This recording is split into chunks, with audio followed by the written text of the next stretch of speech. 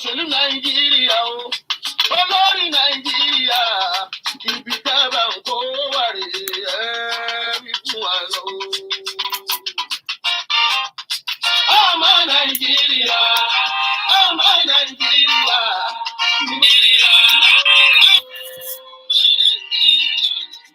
òṣèlú Nàìjíríà olórí Nàìjíríà ibi tábà ń kó wà rè é wí fún wa lọ.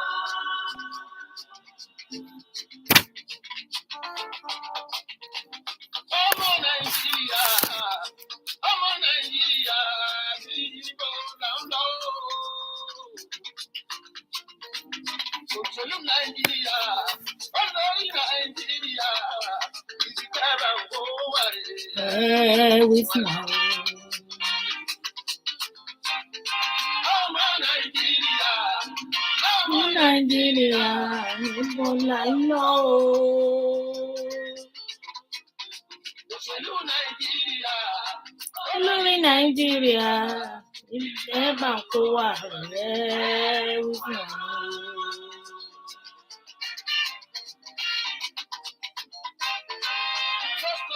1960 wọ́n fún wa ní independence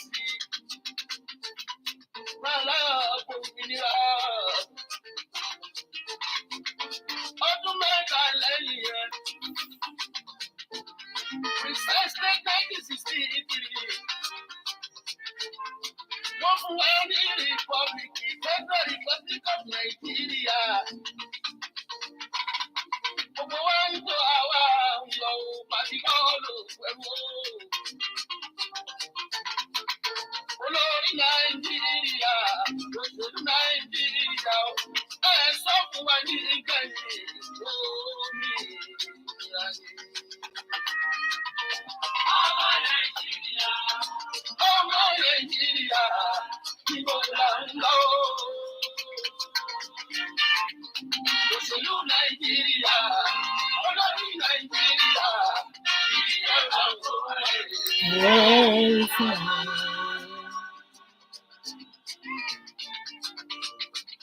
ogójì ọdún kọjá sẹ́yìn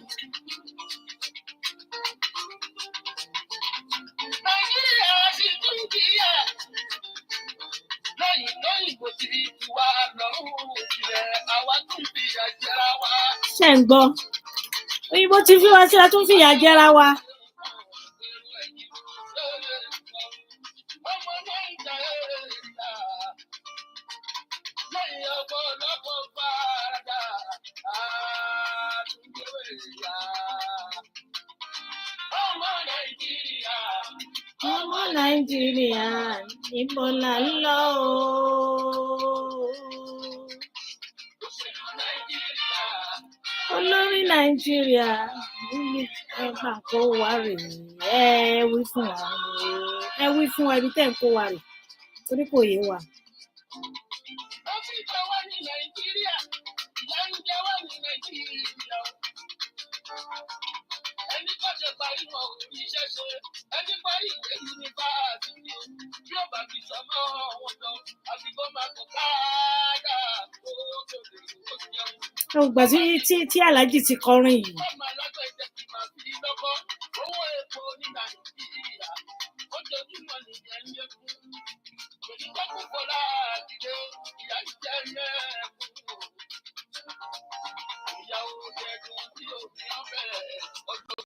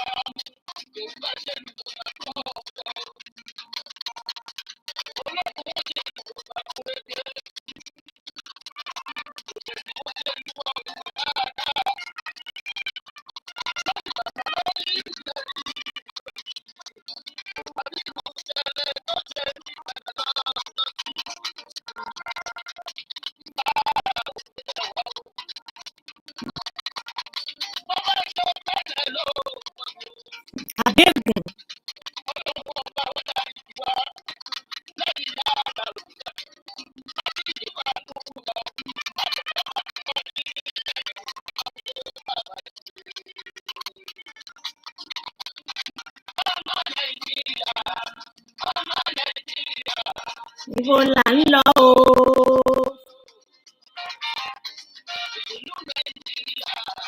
Olórí Nàìjíríà tẹ́ bá ń kó wa rè é wí fún wa o. Ẹ sọ fún wa, ẹ jẹ́ a mọ̀ tẹ́ ń kó wa rè. Ẹ jẹ́ a mọ̀ náà. Ẹ má wà ń kẹ́wọ́.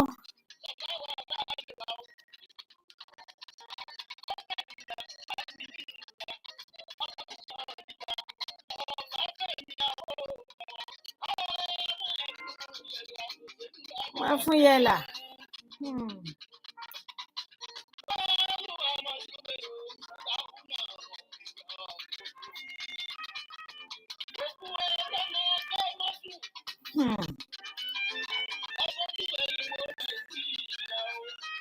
Àtó.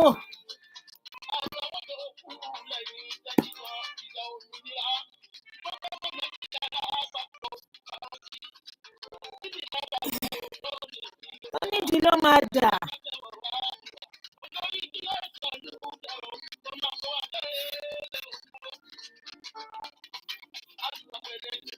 Ká jẹ́ kán débẹ̀ ní máa ṣe dáadáa. Alẹ́ yìí máa bad. Nǹkan tí ó bá jà lọ́wọ́ ọmọ yẹn máa ń sọ pé ó bad. Nǹkan tó bá jà wá ló bad. Alẹ́ yìí máa bad.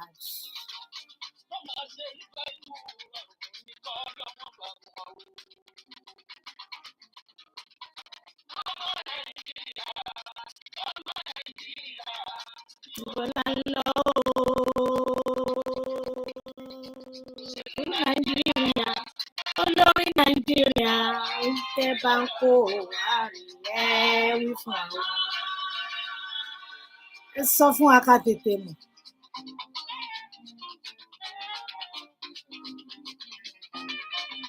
Àsìkò táwa ń gbọ́jú bọ̀ ní generation tiwa 76 tọ́bọ̀ péré ni làṣẹ wọn ń tẹ̀lé fún lọ́jọ́ sí. Bí wọ́n náírà tó 2 náírà. Làṣẹ pọ́ńsẹ̀lì lọ́dọ̀ yẹn. Ìpẹ́ mọye tó ń ṣẹlẹ̀ sẹ́yìn o. Àwọn tó ń jẹ ní ìrẹ̀ òkú nífẹ̀ẹ́ kó wá sílẹ̀ rárá. Ọlọ́wọ́n bá rọ̀ yìí sí ọkọ̀. Orí bí bá tẹ̀lé ẹ̀ka tó ti bá omi náà yóò. Bẹ́ẹ̀ ni bàbá. Ṣẹ́bí yẹn náà tó bá wọn. Oríṣi ní inú màdàrú. Ẹ jẹ́ lẹ jáwọ́. Ẹ̀yin aríjẹ níbi màdàrú. Níbo lẹ̀ ń kó wa lọ? Ọmọ Nàìjíríà. Ibo là ń lọ o. Nàìjíríà. Olórí Nàìjíríà ibi tẹ́ bá ń kó wa rè é wí fún wa o. Ẹ jẹ́ ká mọ̀ ibi tẹ́ ń kó wa rè.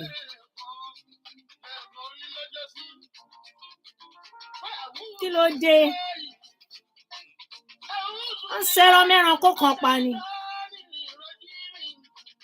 Wọ́n ṣẹran mẹ́ranko kan pa ni. Kí ló dé? Àwa nìkan la wà nílùú ni.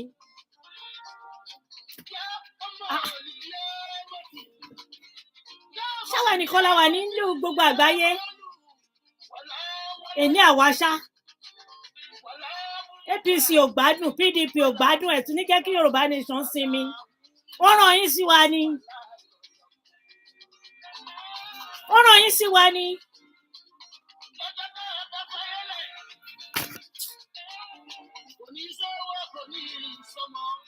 Bẹ́ẹ̀ ni, wọ́n ró gbogbo yẹn.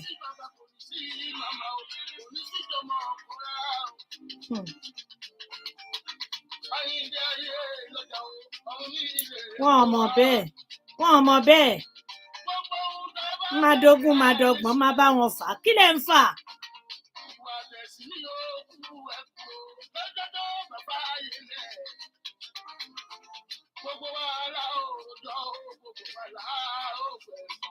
Bẹ́ẹ̀ ni, ẹ̀san ti dúró. Kálukú máa jèrè iṣẹ́ owó yìí, máa jẹ tèmi, ẹ̀yin máa jẹ tiyín. Kí ló dé? Wọ́n rán ẹ sínú bíbá yìí ni. Ìgbà tó dé wọ́n gbé ẹ tọwọ́ tẹsẹ̀ náà. Wọ́n gbé ẹ sókè. Wọ́n gbé ẹ síbi tí ò yẹ kó wà. Lẹ́yìn tó dé. Ó ṣáà ní wàhálà yìí ló fẹ́ máa fà. Kí ló ṣe ẹ́ náà? kò yé mi.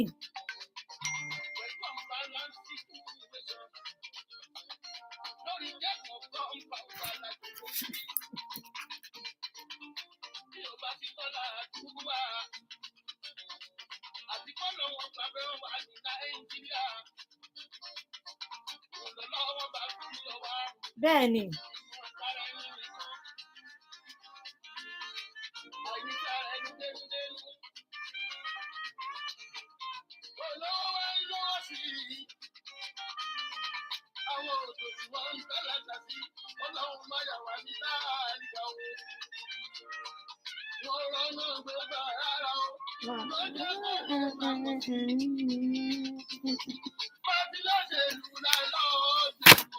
Alóníṣèlú alọ́lọ́jẹ̀lú arímàdàrú aróníkọ̀tànkọ̀tàn aróníwèrèwèrè arí aláfọ̀rọ̀ dúdùn kórè èèyàn lọ kó ló ń kó wa lọ. Tó o bá fi mọ bẹ́ẹ̀ pẹ̀lú gbogbo ẹ̀bẹ̀ tí bàbá bẹ̀ ẹ́ yẹn wàláì ìbúra yẹn á tì ẹ́ ṣubú ni. Ara ti ń ní.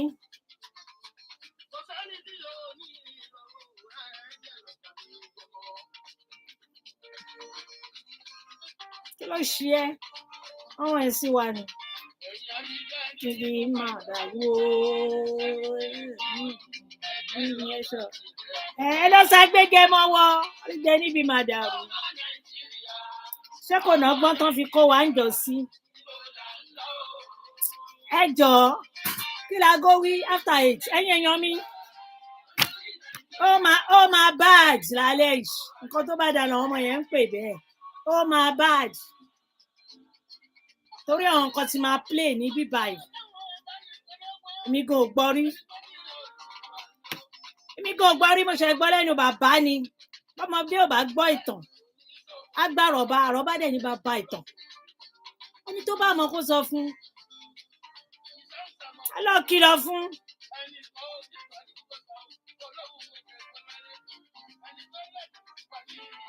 Alájá má jẹ́ èso.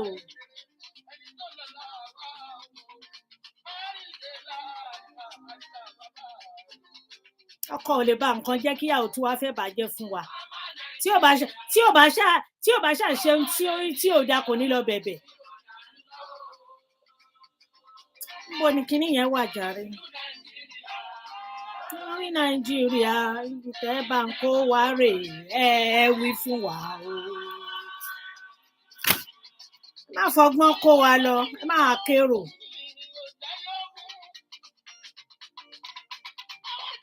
Àwọn wo ló máa halẹ̀ mọ́? Àwọn wo ló máa halẹ̀ mọ́?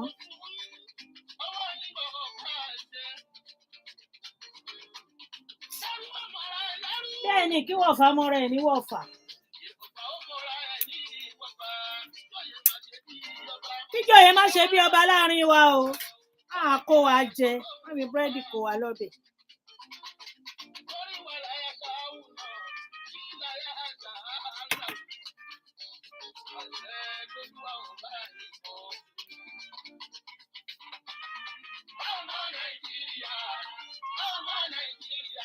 My bad.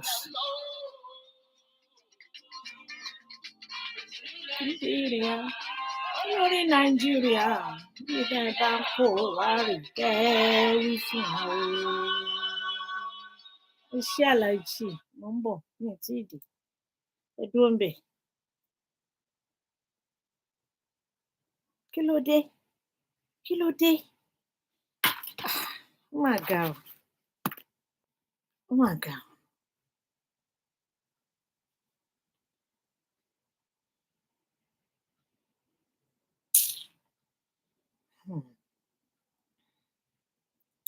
Ó máa bad. Àwọn èèyàn ní ó máa bad. Kí ni yẹn bad? Ó máa bad. N tó dáa ló ń jẹ́ bẹ́ẹ̀. Ó bad jù àbí bẹ́ẹ̀ kọ́? Ẹ̀yin èèyàn mi. Ṣé bẹ́ẹ̀ ni àbí bẹ́ẹ̀ kọ́? Ó máa bad. Ó dẹ̀ máa bad. Ẹ̀yin èèyàn mi. Ẹ má bínú jàre. Ẹ káàárọ̀, ẹ káàsán.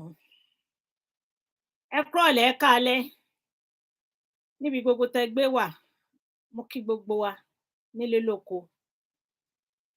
a ìpàdé lánàá kẹ àbí ẹ gbádùn barista yẹn ṣe gbádùn eléyìí náà bó ṣe yẹ kó wà nìyẹn kó sọ ibi tán kó wa kí ló dé kí ló dé wọn ń jẹkuru kó tán wọn tún gbowó ẹ sáwo bàbá oníbàbá bọ́ síta wọn ṣe pẹ̀lẹ́ kínní wọn ṣe pẹ̀lẹ́ mo sọ lánàá lórí program mi mo ní mo mọ̀ pé mi ò fẹ́ da bàbá láàmú mi ò fẹ́ gbé wọn wá because mo ti rí gbogbo nǹkan tó sọ kí ni mo tún fẹ́ ní kí ni tèmi ti jẹ́ báwo mo ṣe jẹ́ láàrin gbogbo wọn tó ti ń ṣe tí màá ní mo special mo fẹ́ lọ tún dá gbé wọn wá no because mo ti gbọ́ gbogbo tí bàbá sọ mo dẹ̀ rí pé ọ̀pọ̀lọpọ̀ náà ti gbọ́.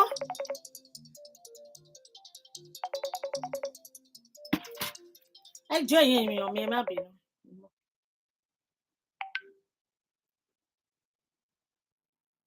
bẹ́ẹ̀ ni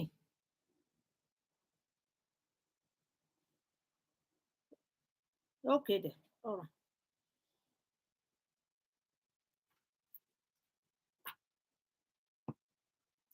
kí ló dé mi ò ráyè play gbogbo nǹkan tí bàbá sọ àwọn ọ̀pọ̀lọpọ̀ ti gbọ́ rẹpẹtẹ níbi gbogbo ṣùgbọ́n ẹlòmíì lè má ì tí ì gbọ́ alẹ́ yìí máa báàdì ó máa gun ẹni tó rún bá kùn kó lọ sùn ni o ẹni tó rún bá kùn kó lọ sùn ni o anyway ẹ jẹ́ àkọ́kọ́ gbọ́ nǹkan tí àwọn bàbá wa bàbá Akíntóyè mo fi tọ̀wọ̀tọ̀wọ̀ mo fi dárúkọ wọn. anyway Ọlọ́run mo fi ẹ́ síwájú mo fi ẹ́ kẹ́yìn rẹ ní alpha àti omega ìbẹ̀rẹ̀ àti òpin rẹ lolùṣọ́ àgùntàn rẹ lọba rínúròde olùmọ̀ràn ọkàn rẹ lọba tó mọ ohun gbogbo tó sì lè ṣe ohun gbogbo rẹ lọba tẹ́nìkan ò ga jùlọ rẹ lọba tó ní gbogbo ohun ní ìkáwọ́ rẹ ló ní ilẹ̀ rẹ ló ní òkè rẹ ló ní ibi gbogbo kò síbi tí ojú yín ò tó mo pè yín sínú àpéjọpọ̀ yìí ní alẹ́ yìí Olúwa ẹ wá jẹ́wọ́ ara yín ẹlẹ́ẹ̀kí ń gbé níbi rúdurùdu kí gbogbo rúdurùdu yìí kó lè dẹ́kun òun ni ìgbésẹ̀ tá à ń gbé yìí kò síbi tí ò sí o PDP APC ó tiẹ̀ ju eléyìí lọ ó bad no má jẹ́ ń lo bad toró dàbíi pé bad ni good lọ́dọ̀ àwọn ọmọ wọ̀nyẹn ó rọ̀fọ̀rọ̀fọ̀ ó pọ̀nṣẹ̀pọ̀nṣẹ̀ láàrin wọn lọ́hùn so ọ̀nà bí eléyìí ṣe máa da ká dálẹ̀ ká tún ṣà òun là ń ṣe bàbá ẹ wá lọ́wọ́ nínú ẹ̀ ẹ wá gba àkóso ẹ ṣe bẹ́ẹ̀ kó rí bẹ́ẹ̀ pé tí tó máa gbọ́ ẹ jẹ́ kó yé wọn ẹni tó bá wá sọ yí pé tó bá wá ṣèké tó ṣète nínú ọ̀rọ̀ tó wà nílẹ̀ yìí Olúwa ẹ̀yin lolùdájọ́ àgbà ni ẹ má ṣe dájọ́ èmi sọ fún yín pé mi ò mọ báíbù lọ títí ṣùgbọ́n ó dìgbà tán bá kó gbogbo adájọ́ tó ń dá ẹjọ́ ní kóòtù tán bá débẹ̀ tán ọ̀rẹ́ èèyàn kan kó dájọ́ mọ́ àmọ́ Ọlọ́run ti palẹ̀ wọn mọ́ tọ́rọ ẹni bá ṣẹ̀ wọ́n adájọ́ ẹ̀ adájọ́ kan ò sí èmi ò mọ tó túmọ̀ sí o ẹ̀yin stúdẹ̀ǹtì báíbù ẹ lè sọ fún mi ibi tó túmọ̀ torí ibi tèmi gbé gbà nìyẹn anyway gbàkóso bàbá ẹ síwájú kẹkẹyìn Jésù Olúwa wa àmín Jésù ẹ ṣé ẹ̀yin èèyàn mi ẹ kú ìfẹ́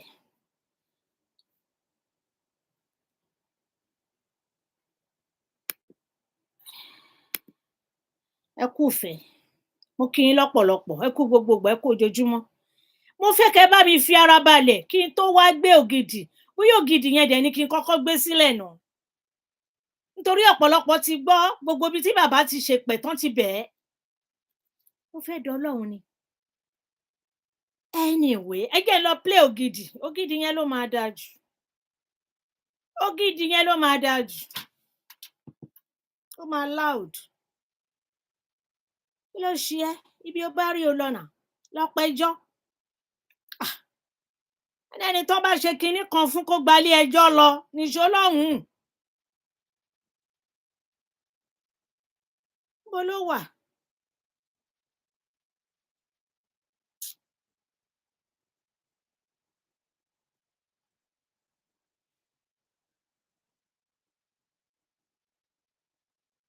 ṣóun nìyí ṣá ìwọ kọ́ ni mò ń wá.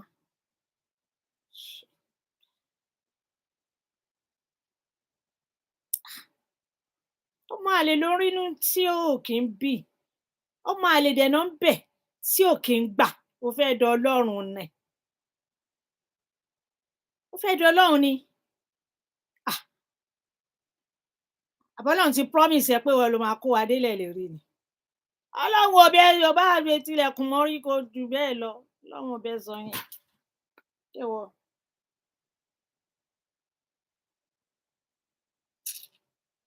Oh my God, where is it?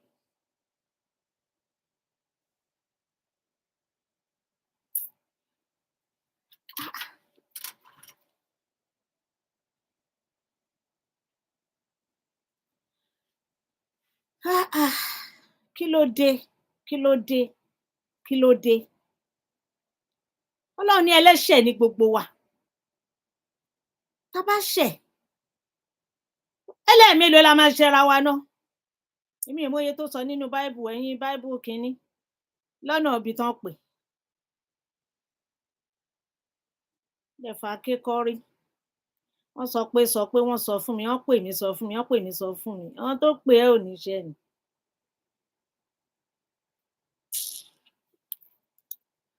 ẹjọ́ mò ń bọ̀ jàre mo fẹ́ gbọ́ ibi tí n ti máa bẹ̀rẹ̀ because ó gùn díẹ̀ mi ì dẹ̀ ní fẹ́ play gbogbo ẹ̀.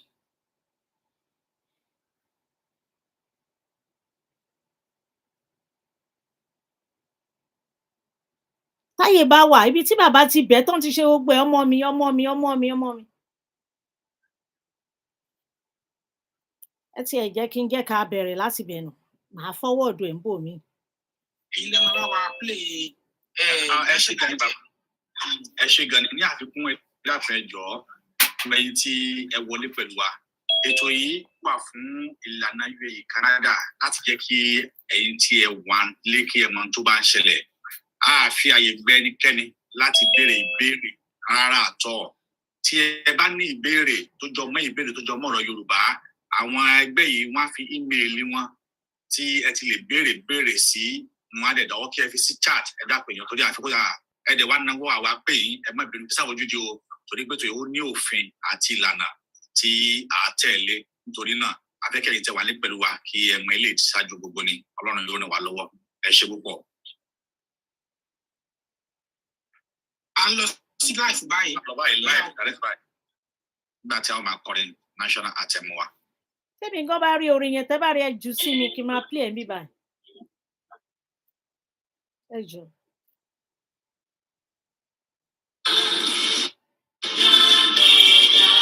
Recording in progress.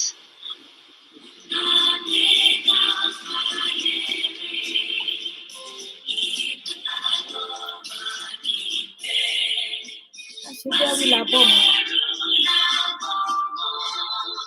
àwọn olóògbé mi ṣàkóso ìṣiṣẹ́ ẹ̀ sọ̀rọ̀.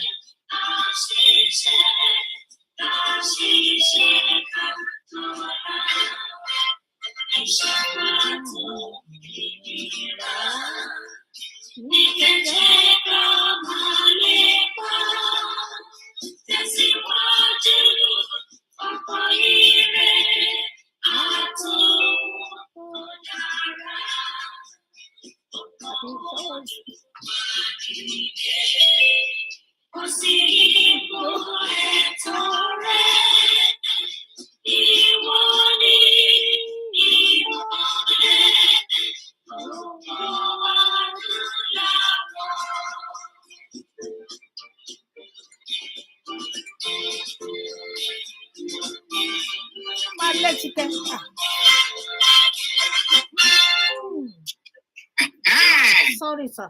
A kú wákàtí akáàbọ̀ sórí gbàgede ètò. Èmi ní ìmọ́lẹ̀ Ògùn Adúláwọ̀. Wọ́n náà ń kọ́ èmi àti ẹ̀yin. Àwa ní ìmọ́lẹ̀ Ògùn Adúláwọ̀. Ìmọ́lẹ̀ Ògùn Adúláwọ̀ wa kò ní wọ̀ kùkù lágbára lọ́wọ́ Olódùmarè. Lara ní tòun ọ̀tọ̀ ní títọ́lù ọ̀tọ̀ ní títọ́lù ọ̀tọ̀ ní títọ́lù wò. Ìlànà kámẹ́rà tún gbára ọ̀tọ̀ dé gẹ́gẹ́ bá a ti máa ń ṣe ní gbogbo oṣù. Lágbára lọ́wọ́ Olódùmarè ìbànújẹ́ ayé ó kéré pọ̀ kò ní kángun sí ẹnìkan wa. Ara òkìtì kò ṣeé dáwọlé ọ̀bọ kó o tó dá kan báyìí ọ̀bọ ti dá ìbúra yẹn máa dá o ó máa ń tutù ti jẹ́ ní báyìí ẹ jẹ́ ká pe bàbá wa jẹ́gẹ́dẹ́ kí wọ́n fún wa aládùúgbò ìbẹ̀rẹ̀. Lẹ́yìn náà a wá pé a máa introduce àwọn guest wa ẹ ṣeun. Bàbá wa jẹ́gẹ́dẹ́ ẹ ò mí tutẹ fún aládùúgbò. Ẹ jẹ́ ká gbàdúrà. Bàbá ní orúkọ Jésù. Àmín. Ọlọ́run bàbá, Ọlọ́run ọmọ, Ọlọ́run ẹ̀mí mímọ́. A gbé yín ga yín lógo pé ẹ tún fún wa ní àyè àti oore ọ̀fẹ́ lónìí láti pé kí a péjọ síwájú yín pẹ̀lú àwọn bàbá wa, pẹ̀lú àwọn ọmọ ilẹ̀ Yorùbá pé wọ́n fẹ́ gbọ́rọ̀ nípa ọ̀rọ̀ tí Ọlọ́run ibi tí Ọlọ́run ṣe iṣẹ́ rẹ̀ sí. A yìn yín lógo fún oore ọ̀fẹ́ yìí, Olúwa ẹ gbọpẹ́ wa, Olúwa ẹ gba ẹ̀yìn wa. Ọlọ́run ayérayé yìí náà lẹ sọ bẹ́ẹ̀. Ẹ wí pé ọ̀kan nínú ọ̀rọ̀ yín yóò fà sẹ́yìn mọ́ bí kò ṣe múmúṣẹ gẹ́gẹ́ bí ìwé Ezekiel ti wí fún wa. A dúpẹ́ pé gbogbo wọn ilẹ̀ òfìṣẹ́ lórúkọ Jésù. Fàsẹ́yìn kò ní sí lọ́rọ̀ Yorùbá nítorí náà lẹ́bi péjọ pé kí ẹ kọ́ wa mọ̀ ṣe sí i. A dúpẹ́ àyìn lógo Olúwa gbọpẹ́ gba ìlú wa. Náà lẹ tún sọ nínú ọ̀rọ̀ yìí. Ẹ̀yin yóò bá ìmọ̀ àwọn alárékérekè jẹ́. Lórúkọ Jésù. Kí òun àti iṣẹ́ kó má bàa ṣẹ. A dẹ̀ dúpẹ́ pé a ti ń rí gẹ́gẹ́ bí àpẹẹrẹ. Bẹ́ẹ̀ni. Pé àwọn alárékérekè tí wọn kò fẹ́ kí ilẹ̀ Yorùbá kó wá sí ìmúṣẹ. Àṣírí yín ò ní bò. Wọ́n ti ń ṣubú. Ara yín ò ní lélẹ̀.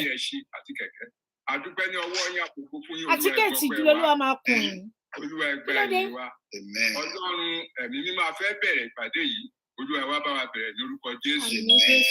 Ẹ̀mí mímọ́ ẹ wá kan sí àwọn bàbá wa, kẹ̀sì kan sí àwọn ènìyàn tó fẹ́ béèrè ìbéèrè, kẹ̀sì kan sí ilẹ̀ Yorùbá ní gbogbo ìbéèrè yìí kí ó lè jẹ́ ọ̀kan nínú wọn tó jẹ́ pé àwọn yóò fi múra sí iṣẹ́ náà tí àwọn tó bá níyèméjì tí ò fi yí padà pé òdodo ni pé káwa padà sí ilé wa. Bàbá yìí lógo tó rẹ́ ṣe yìí fún wa lórúkọ Jésù. A gbàdúrà. Àmín.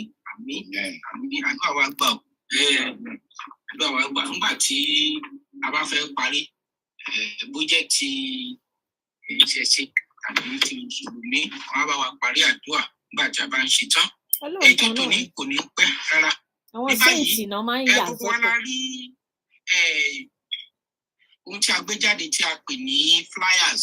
A ti ṣe lè jáde ti jẹ́ ọ̀sẹ̀ méjì báyìí. Ẹ jọ̀ọ́ màá fẹ́ kí n fọ́wọ́ọ̀dù kínní ẹ̀yin èèyàn mi. Tí Yorùbá rẹ̀ tá sí pé ní torí ó gùn díẹ̀ ṣùgbọ́n màá fẹ́ gbé sí.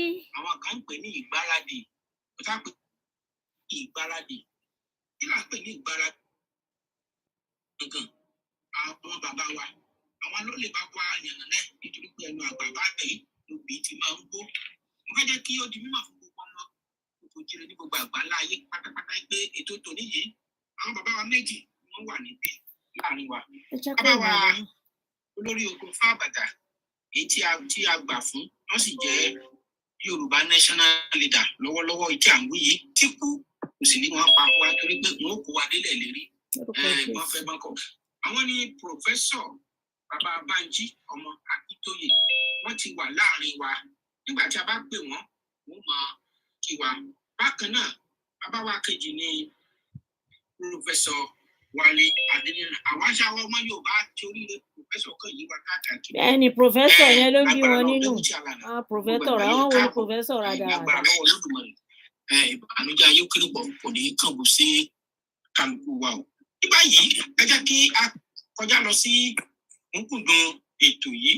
Bàbá mi àwa mẹ́ta lájọ ṣàkóso ètò yìí bọ́bá alànà. Bákan náà bàbá mi Ọmọborí Owó yẹn ní ìlú Dubai. Èmi wà níbí ní United States of America. Bákan náà mo bá alànà. Ẹ jọ̀ọ́ gbogbo ẹni tẹ́ ti darapọ̀ mọ́ ohun kan tẹ́ kàn fẹ́ ṣe fún wa báyìí ni wípé ẹ bá wa pín káàkiri.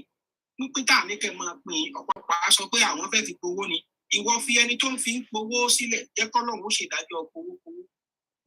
Tí èsì ìdájọ́ inú ẹ̀ wọ́n ṣiṣẹ́ ni ọmọ tó wà lẹ́kọ̀ọ́ tó ń ṣe wọ́n rí nǹkan míì wọ́n dẹ̀ lọ́jà lè wọ́n dẹ̀ ń gbé wọ́n ṣe ẹ má jà tútù lára bọ̀ yẹn ní bá rí kó gbé nǹkan bá rí kán gbé.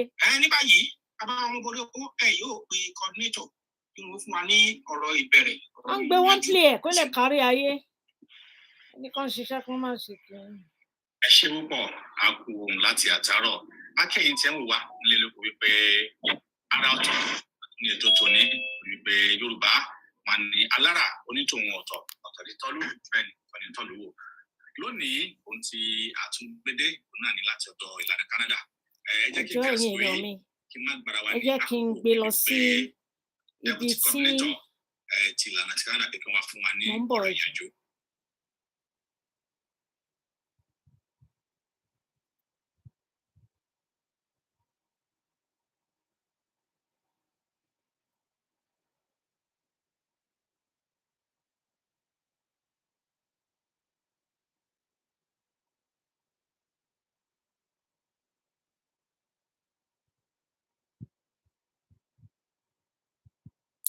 ẹ má bínú ẹ̀yin èèyàn mi.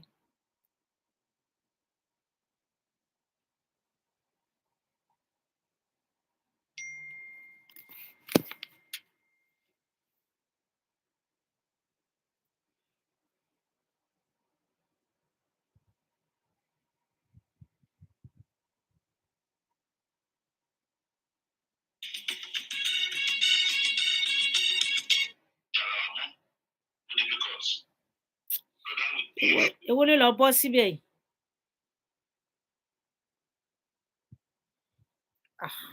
Ká má rí. Wọ́n kọ́ ni mò ń wá náà. Ẹ má bínú o. Kó lè dà náà ni.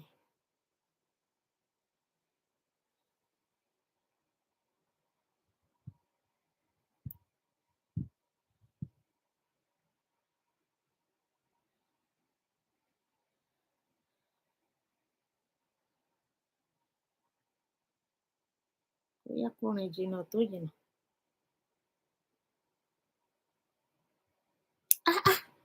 Kí ló dé? Kí ló dé? Kí ló dé? Ká ní bàbá yìí máa wà láyé wàá máa da gbogbo obìnrin tó bá wà ń bẹ̀rù ni kẹ́. Wàá máa forí wọn gbára wọn ni.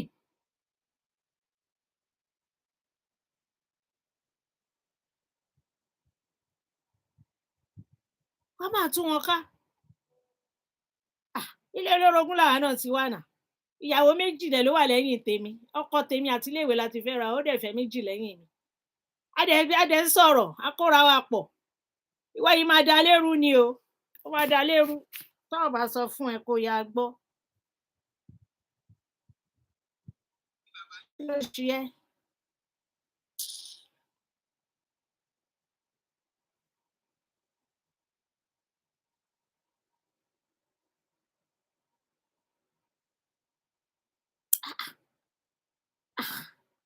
Ọlọ́run máa ṣàánú wa o. Ó dẹ̀ wọlé wọ́n gbé ẹ sókè. Advert kúrò lọ́nà fún mi. A mọ̀ pé ń ṣe fún mi.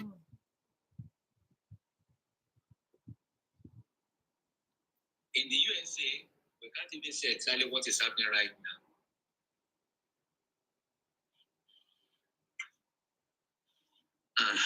Nígbà tó bá ń wẹ ní response. Ká má máa sọ pé bàbá ìlànà yẹn kí ló ṣe? Bàbá Akíbádé yẹn kò ṣe dáadáa. Wọ́gán ẹ má jẹ́ ká wo àṣìṣe ara wa. Jẹ́ ká máa fún wa ní ìgbáradì yẹn ká máa encouragement tẹ́ bá ṣe yẹn ara ìgbáradì ni o. Ní tí bàbá ń sọ nìyẹn. Bàbá wa Wálé Adélé ẹjọ́ ní kúkúrú èdè. Kó tó di wípé èèyàn gbáradì sà. Tí n bá fẹ́ wá bá yín báyìí, tí n bá fẹ́ wá ta fóònù fún yín, mo rò pé màá polówó ẹ̀. Anyway, níwájú yẹn wọ́n sọ̀rọ̀ ti rédíò. But síbi tí bàbá torí àsìkò ni mo fẹ́ play. 78 tó ilé wa sọ sí mi lọ́kàn wípé what am I doing? Ẹ gbọ́ wìrìwìrì. Àti ilé ọba náà ti dé mi, ọmọ nǹkan tó máa ń sọ. Tí ó sì fi rí ìjókòó jẹ́ ní tó ń ṣẹlẹ̀ ní ṣùgbọ́n ẹ jẹ́ ká mọ̀ bẹ́ẹ̀ Ọlọ́run pé lágbára Ọlọ́run á padà dé ilẹ̀ lérí wa láyọ̀ àti àlà. Bẹ́ẹ̀ ni bá ṣe ń ṣe yìí tó ń wọ̀ yìí ó ń fún wa ní ọgbọ́n àti ìmọ̀ láti lè máa pèpè àwọn constitution wa jọ àti báwo la ṣe máa ṣe wà ẹ̀rí ẹnìkan dé lọ́jọ́ sí tó yẹ kó lọ tò iwájú ló gbà tí ó sì yẹ kó rí bẹ́ẹ̀ ó yẹ kó tò sẹ́yìn àwọn tó bá ń wájú ni káwájọ máa ṣe lọ ṣùgbọ́n nígbà tó dé tá a gbé síwájú ó padà dalẹ̀ rú ni eléyìí tó tún kó wa ní àwọn ọgbọ́n kankan tá a tún mọ̀ pé kì í ṣe bẹ́ẹ̀ gẹ́gẹ́ bí ṣòwò gbogbo bí ó ṣe ń dùn yìí bó ṣe rí lọ́kàn yín bó ṣe rí pátá ni mo rí ìbúra tẹ bú nígbà àtàyè wọn lọ́hùn ló rò pé ìbúra yìí máa jà ibi tá a sì fẹ́ kọ́rọ̀ wá já sí yóò padà já síbẹ̀ ẹ ṣe kó àtẹ̀yìn tẹ búra tẹ búra tí wọ́n tó ní òní forúkọ ẹ búra ó dàbí kí n débẹ̀ kí n sọ pé kí náà ti ń pè akọni ni kí ló ń ṣẹlẹ̀ lórúkọ mi ìbúra yìí kí ní kan bó ló ti ṣerú ẹ̀ orúkọ ẹ ló máa já ọkọ tí ìyá àti bàbá sọ ní mo dáńdè lẹ́yìn máyà máa búra àtẹ̀pè ó sin òkú yẹ ẹ bójúbójú àwọn alábòsí kírísítẹ́nì ní ẹ pé mùsùlùmí ní wọn búra òun ni mo kà fún yín jọ yẹn bẹ́ẹ̀ báyìí gbọ́ lọ́wọ́ ṣó àná orí ọmọ tuntun ọwọ́ nígbà míì sì wàá búra ó dẹ̀ búra ò lè kó wa. tí orí ọmọ tuntun a máa wọ́ ń wà pé ìwọ àgbàlagbà yìí tàbí ìwọ ìyá yìí dákun tún orí ọmọ ẹ ṣe àwa ni àbàbá ẹ mà ṣe púpọ̀ yóò wá tún orí ọmọ ẹ ṣe ọlọ́run yóò ràn wá lọ́wọ́ agbọ̀rọ̀ lọ́run àwọn tó lè dọ̀ mú sí. ó lérò pé ó lè fa olóyè Sunday Igboho nìkan yọ láàrin wa òtúbà yẹn náà sọ. bàbá wa lànà mo fi àsìkò yìí mo fi pè é pé ẹ káàbọ̀ sí orí ètò wa lónìí ẹ dákàrà mi ọmọ tó bàbá wa lànà. ẹ máa gbọ́ bàbá ń sìn I will be quiet. bàbá wa alànà ẹ dákàrà mi ọmọ tó máa jọ. wọ́n ní dàtí tẹ. mo dúpẹ́ lọ́wọ́ ẹ̀yin leaders wa ní Canada ẹ̀yin leaders chapter wa Canada mo dúpẹ́ púpọ̀ pé ètò yìí yòókù mo tún dúpẹ́ lọ́wọ́ deputy Alana pé. àfẹn tó máa discourage wa ẹ tó máa lift wa up. wọ́n tẹ̀lé mi wá sí ìpàdé yìí. Mo dúpẹ́ lọ́wọ́ àwọn mìíràn tí ó kì í ṣe èrò Canada tí wọ́n wá náà ìjà àǹjà ẹ máa gbọ́ wìrìwìrì tẹ́ ẹ̀ gbọ́ rí lẹ́nu ìjà tó le díẹ̀ ni ẹni tó bá ń kùn kó lọ sùn nature ò ṣe ṣìtò. ìjà tó le díẹ̀ ni gbogbo nǹkan tí deputy Alana sọ wọn yẹn ló jẹ́ òótọ́ gbogbo wọn pátápátá ló jẹ́ òótọ́ ṣùgbọ́n àwọn bàbá wa láyé àtijọ́ tí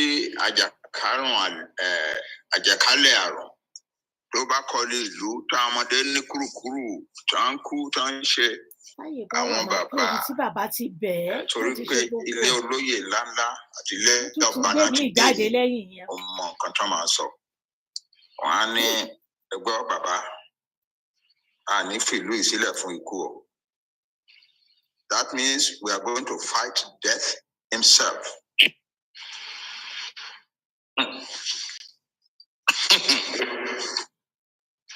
We are going to fight death himself and send him out of this seat.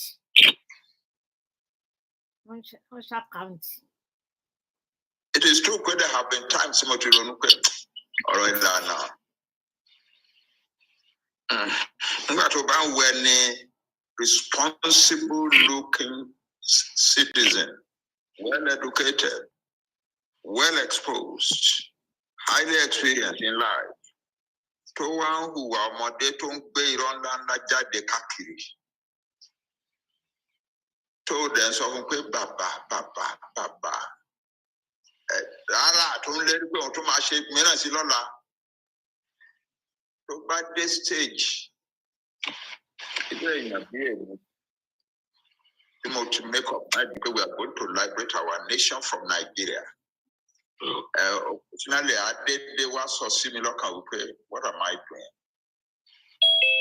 I'm really being realistic, but I'm realistic.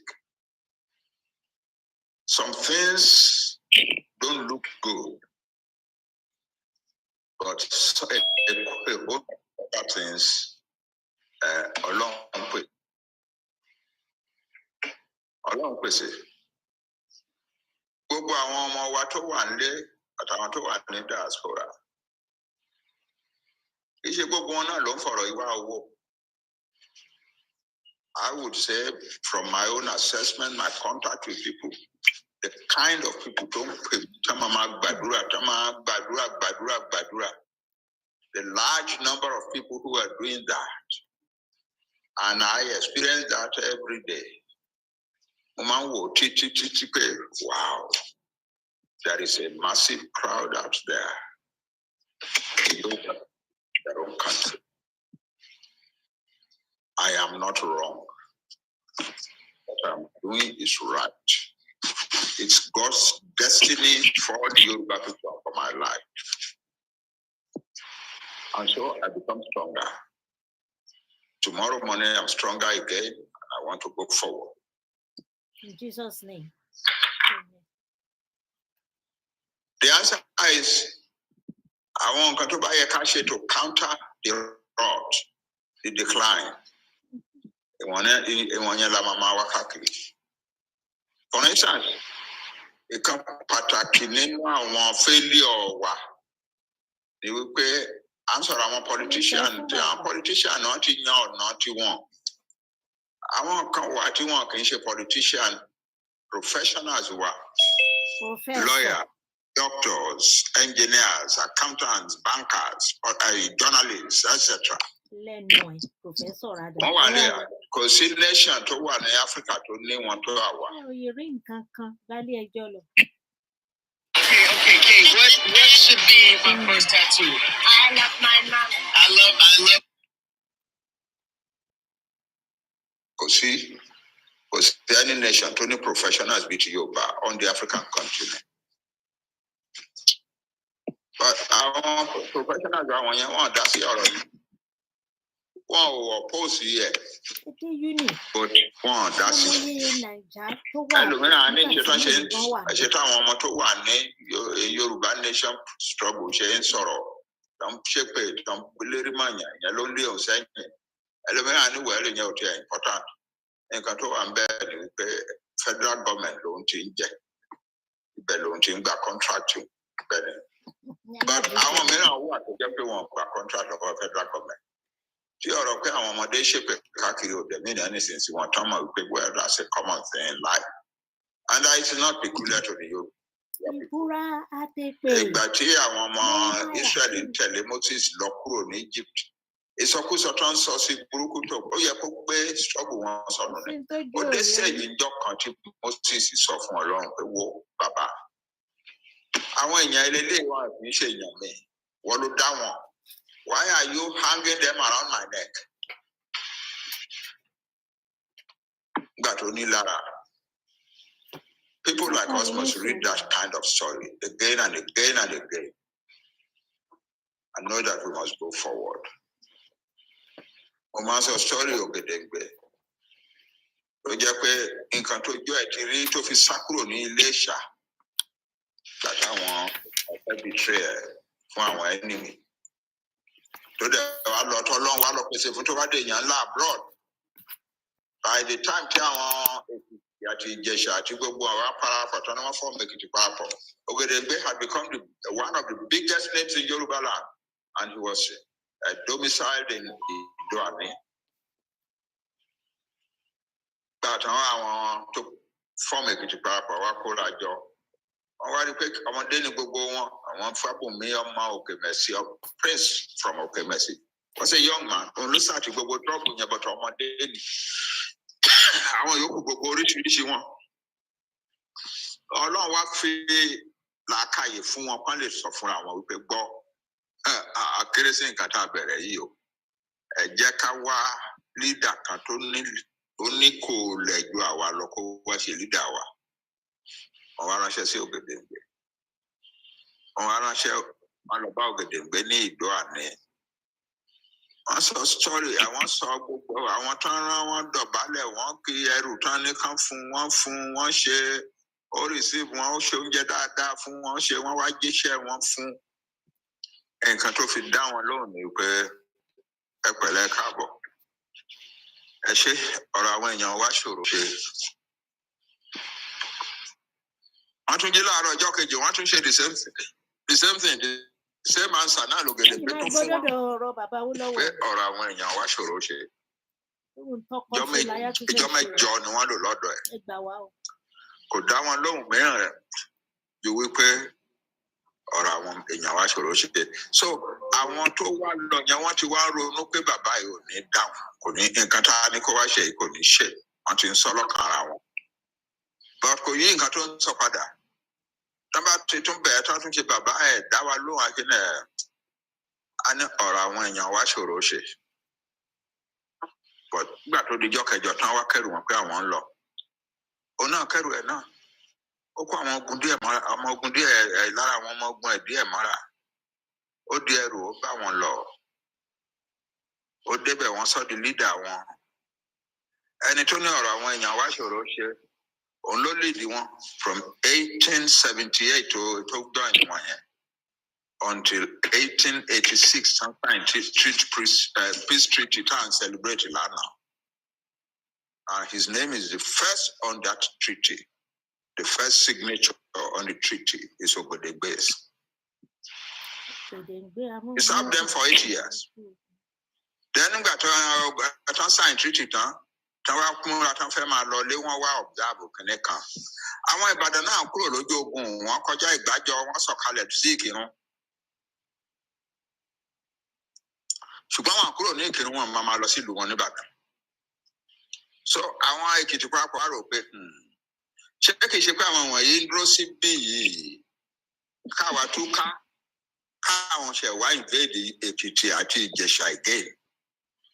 A magic car now to car. So want to share what Chatipo, Jokosi, Imesi, with Ogedengbe as their leader. If my Lenya for 7 more years until 1893, Tigobo Paris Kaluku Padasile Kanka. And it only or when you wash your Roche, Oma served one for 15 years. Yes, my answer is your people are your people. They don't have to be good or nice. But your duty to them is to serve them. Whether they're good or bad, your duty to them is to serve them. God has provided for that. That's why God put you among them. That's why.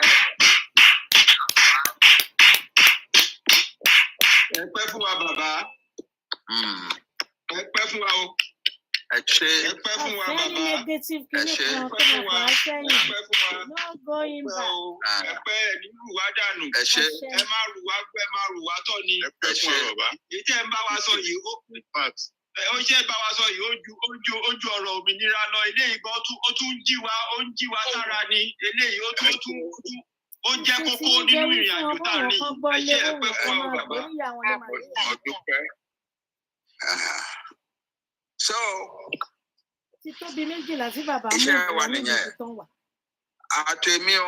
we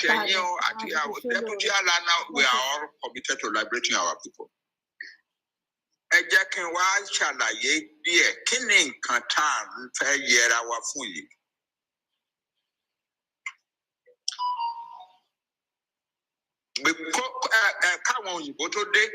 Lara 1890s, they are one territory, one first established colony. Our Yoruba actually a well-educated nation.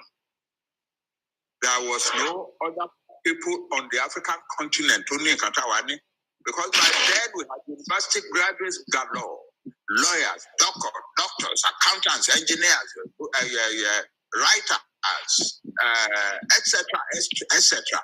In Canada, I want to feature Bishop of West Africa, back as 1864.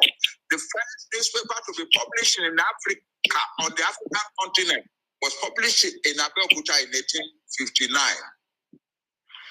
And by the 1890s, there were many newspapers in Lagos and Ibadan, all owned by Yoruba proprietors and edited by Yoruba editors. There were Yoruba merchants in Lagos. Some of them were so rich that they have shipping lines of their own. So they discovered the Yoruba nation in Africa. Tí ò kì í ṣara Africa. Tán ti yàtọ̀ sí Africa. Nǹkan tí àwọn wá rò ní wípé àwọn wọ̀nyí o. A lè tún máa àwọn nìkan náà ló ṣe súnmọ́. Tá bá fẹ́ lọ̀rẹ́ àwọn nìkan la lè bá ṣọ̀rẹ́. A fẹ́ lọ mọtí nígbà, a fẹ́ lọ jẹ́ kí àwọn nìkan náà la lè bá rìn. Ilé wọn nìkan la lè lọ, àwọn nìkan la lè invite sílé wa. We thought they can be our personal friends. But policy is policy. The policy of the British is to come here to make money for their own country. Àwọn tó ń pè ní Yorùbá yìí, ìdínà ni wọ́n jẹ́ fún wa. We will be socially their friends, but policy-wise, we must be very careful about that. We must watch out for them.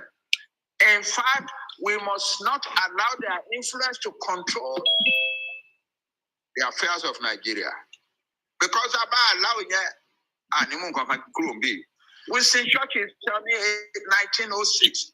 Only we did not go to Africa to build countries. We went there to make money.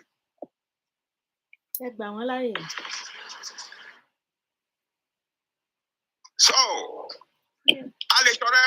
social labor, there is danger to our own prosperity. Prosperity, you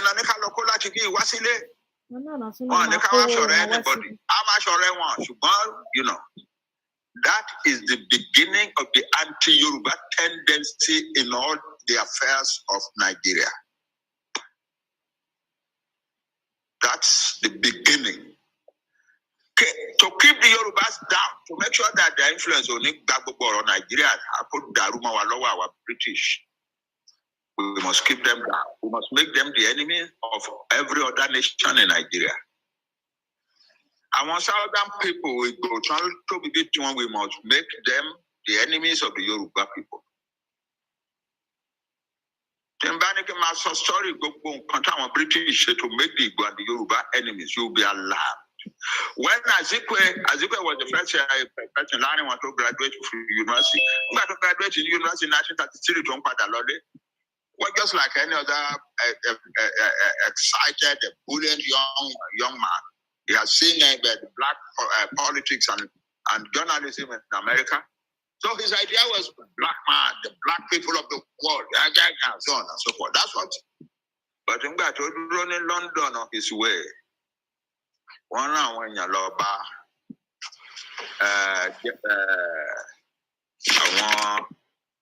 I want to invite them. Somebody again and again and again until they told him, walk. Only can after I want. My glory is in Toko if you love them. Anybody like you ask, Lordly, I'm also the leader. We will help you. We are the rulers of the place. We will help you. As you can go. But the condition is that you must mobilize the Igbo people against the Yoruba people, against the influence of the Yoruba people.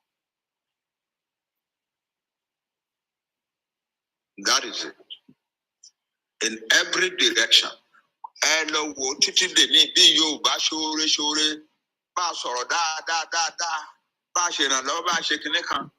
Ìgbà tá fẹ́ fi ṣe tó yẹ kan mú Jonathan ṣe kó succeed ọ̀gá ẹ̀ tó kú. Táwọn northerners sọ pé kini àwa Yorùbá nìkan la dìde. Àwọn eminent Yoruba people demonstrated for Jonathan in the streets of Abuja. But the president is Yoruba. Kò sóore tí àwa Yorùbá lè ṣe Nigeria. It is part of the psychological makeup of Nigeria to be opposed to the influence of the Yoruba people.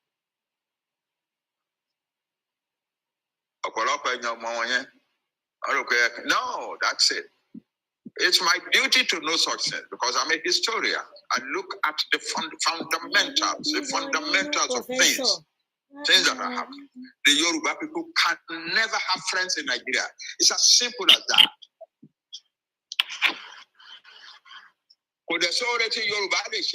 Anybody in Nigeria to Yoruba. We are Wà á tó rí rò fún wọn we ti wá. are in bed with enemies.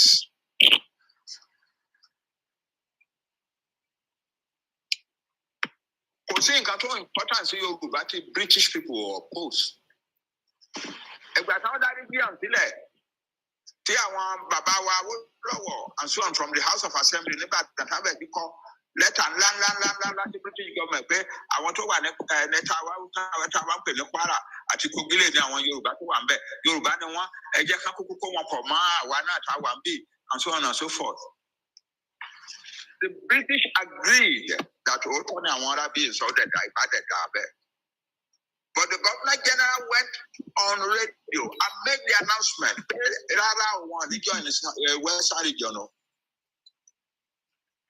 And the Kioma Bekama been on the Western region. Emma Bino Chuma Niko for money. What's the reason?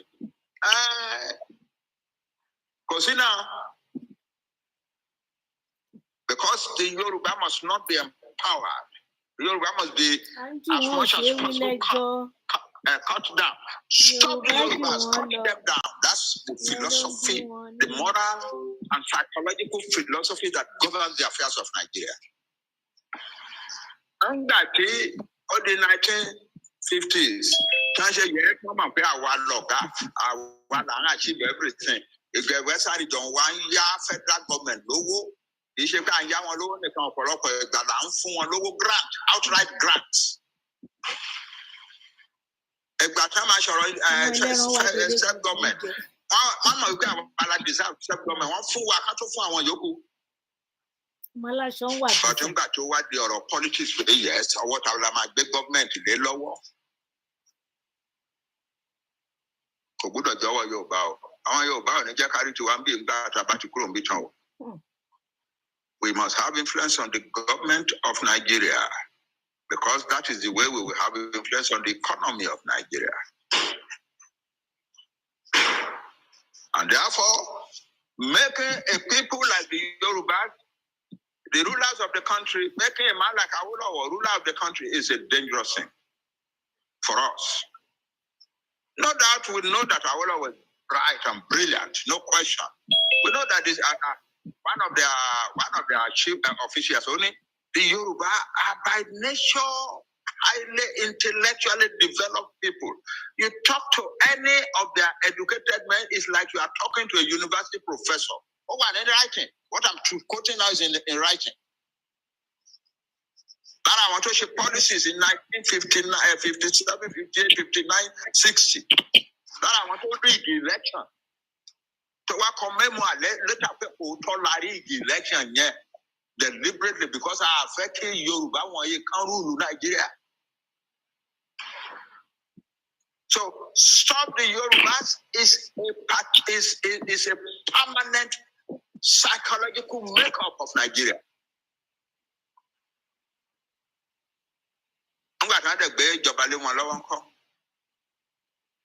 They taught the Fulani. Not only did they rig the election for them, which they admit now, there is no argument about that anymore. They taught them, we pay Africa continue Latin rule because they are friendly people in Nigeria.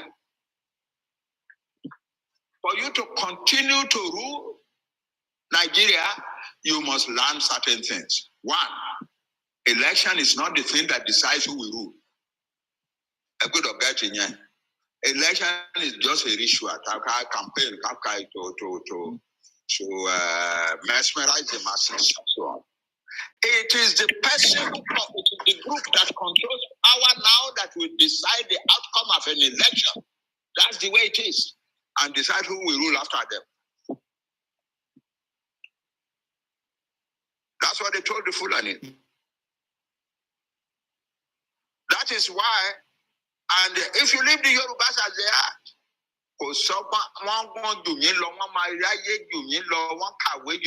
they are known in the world and so on.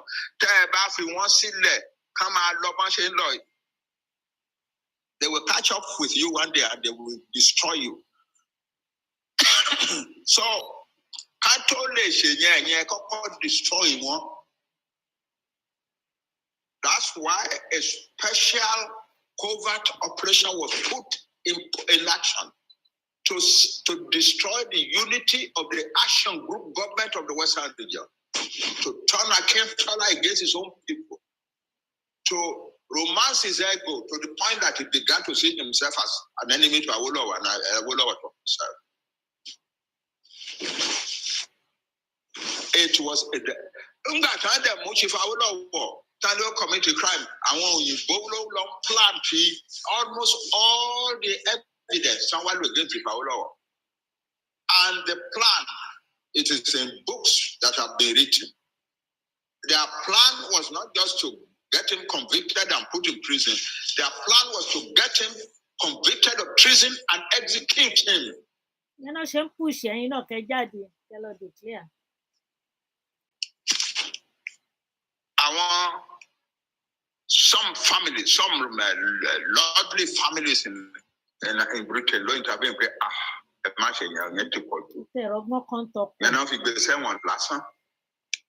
The original plan was not to put him in prison. The original plan was to find him guilty of treason and execute him.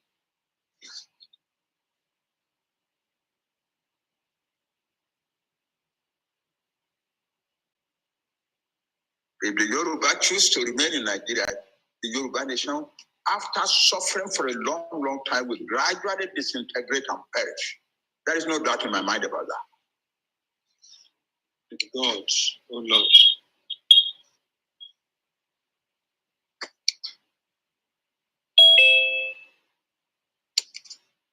So that's the situation. By 1980s, we had to push Yoruba down, push one down. I will not win election 59. One could win. I will not win election 79. One could win. Oh, win election 1983. One could win. And we are not saying this because no. There's written documentation in support of everything that we are saying. We knew in 1979 that our father won the election. Chief Abiola, MK Abiola was one of the people on the other side.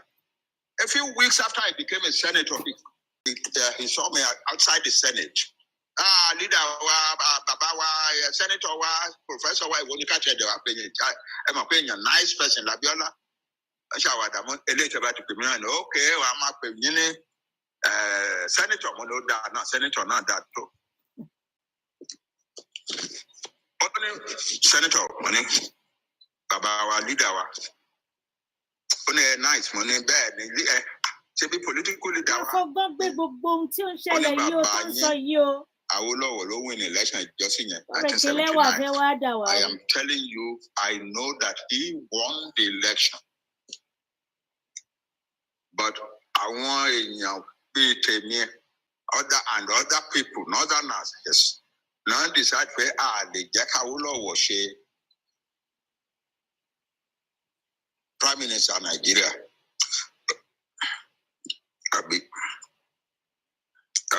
President in Nigeria, because he is going to bring a style of governance that is against the interests of the people whom the British gave control of Nigeria. Win election, I just president. Baba. Kò sí ẹ̀mí àkànní náà tí mọ́tò tó ń rà fún òsì níwájú rẹ̀. Oníṣẹ́ mọ̀ pé àwọn Fúlàní wọ́n ní cultural habit kan pé tí wọ́n bá fẹ́ mọ́ ọmọ wọn obìnrin fún ọkọ, wọ́n á kó gbogbo ọmọ wọn obìnrin tó ti rẹ́dì fún ọkọ, wọ́n á kó wọn jẹ alẹ́ ẹjọ́ kan ṣoṣo náà máa kó gbogbo wọn fún ọkọ, different ọkọ. It's a big ceremony ní palace àwọn ẹ̀mí àtúwọ̀n yẹn. Ó ní kò sí palace ẹ̀mí àtúntò fẹ́ ṣerú ceremony yẹn. Tó wọn Abíọ́lá ò bá tí ì dé kárí ojú òun báyìí tá máa bẹ̀rẹ̀ wọ́n á dúró de òní.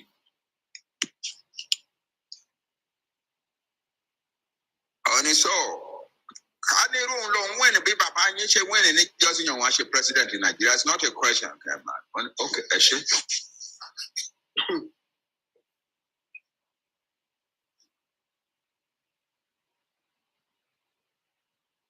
But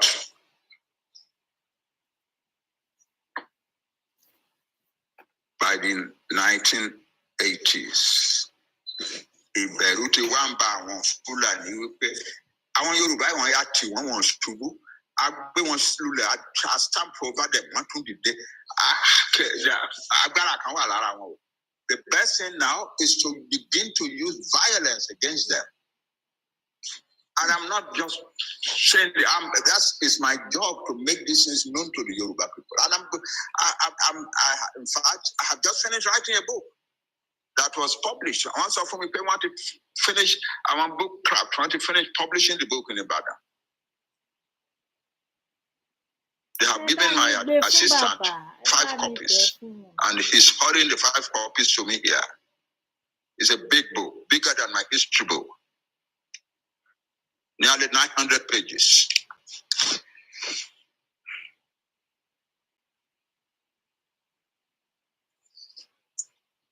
So, I put the ideas together, put it together.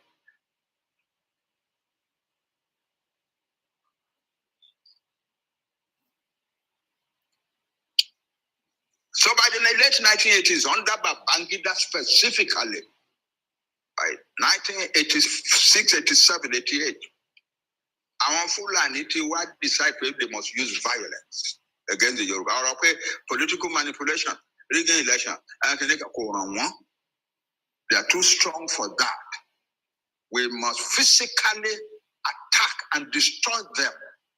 So, for the first time in the history of Nigeria,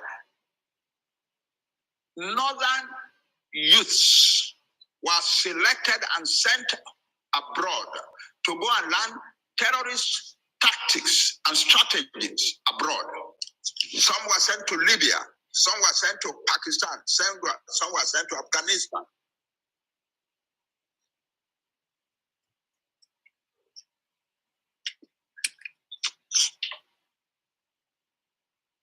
Are you still hearing me? Yeah, I'm going, sir. Somewhere, yeah, under Babangida, 1986, 87, 88, the first group of Yoruba people, of northern Nigerian youths was sent abroad to go and learn jihadist, fundamentalist, terrorist tactics from Libya, from Gaddafi in Libya, from Pakistan, from Afghanistan.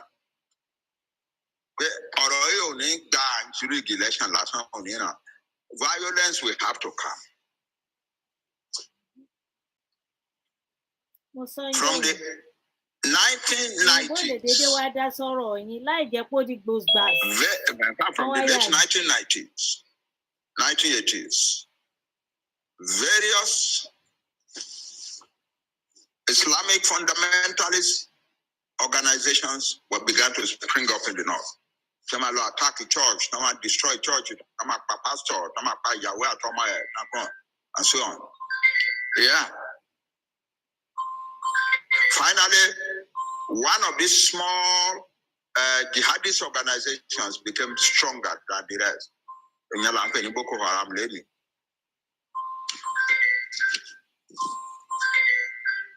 But then also, and more importantly than all of that, that is in the area of religion. In the area of politics, the Fulani began to hold meetings with Fulani people from all countries of West Africa and telling them, Allah has given us Nigeria and our duty is to organize and conquer it.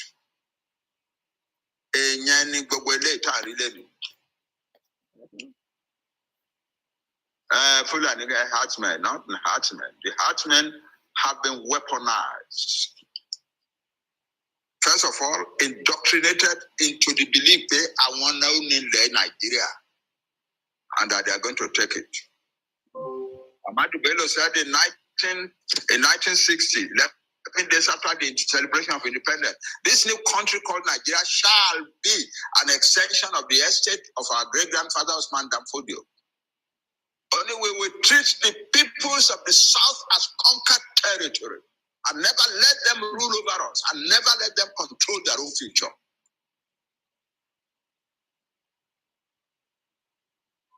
In 2014, in 2014, one Aliu Guazo wrote something that we Yoruba must begin to read. We must find out, because all the information about these people's plans are there in written form. Only Allah, I'm quoting him, Allah, through the British, gave us Nigeria in 1960 to rule and to do with as we please. We have been doing that since then, and we intend to continue. If any people try to take it away from us, we shall kill, maim, destroy, and turn Nigeria into the bloodiest war zone and refugee camp on the African continent. The Mujahideen already. Who are the Mujahideen? The weaponized Al-Majiri. That's what is happening. I'm going to restructuring. I mean, I'm supporting restructuring for research before I came to a clear understanding about it.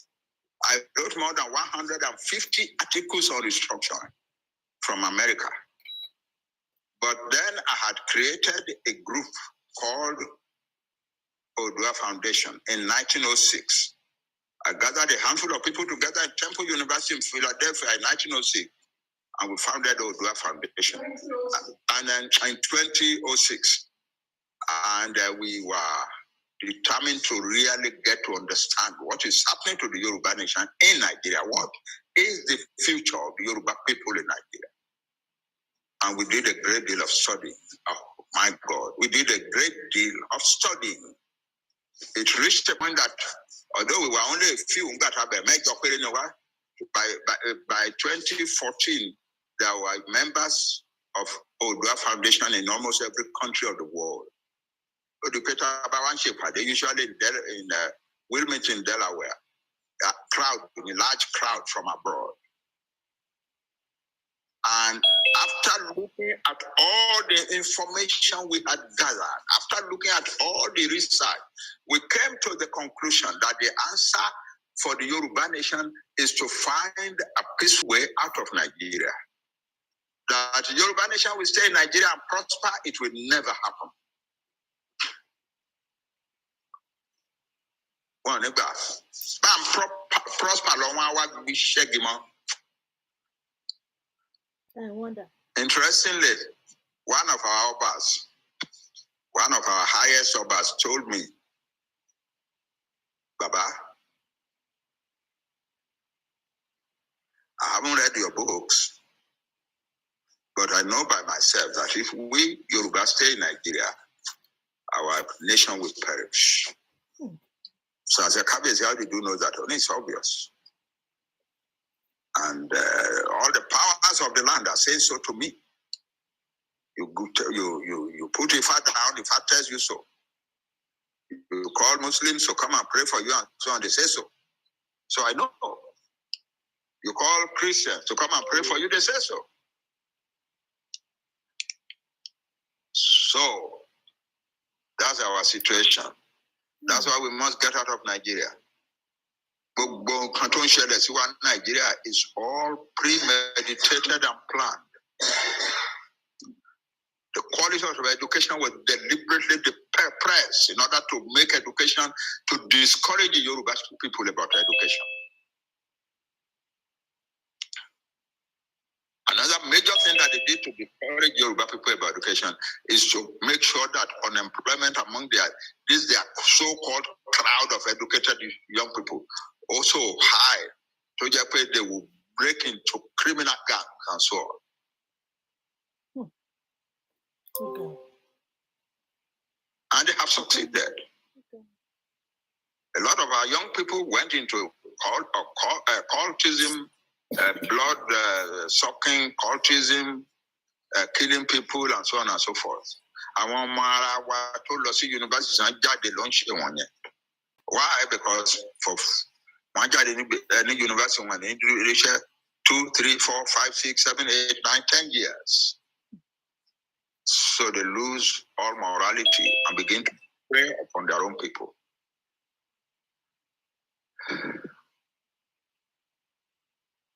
Large large numbers fled abroad, and you know who they are.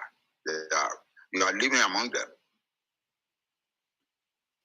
A good number who are desperate to run they try to cross the Sahara Desert and then the Mediterranean Sea to get to Europe.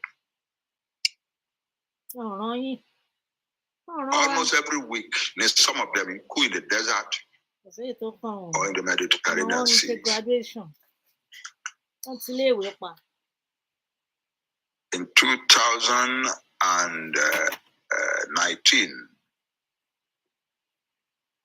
an official of the Nigerian Immigration Department made a public statement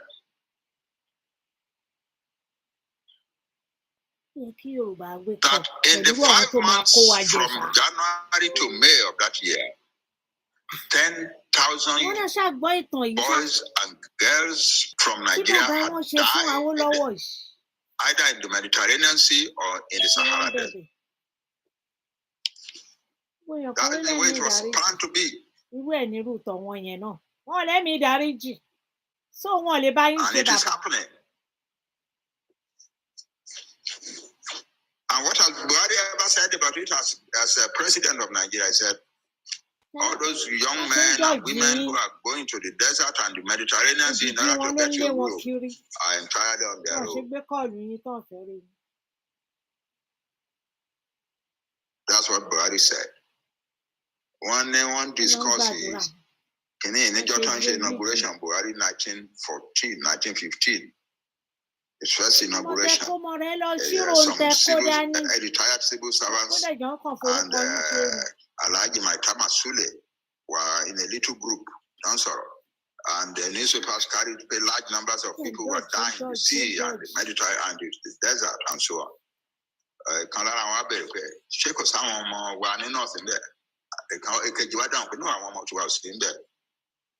So another one discuss here from Banya.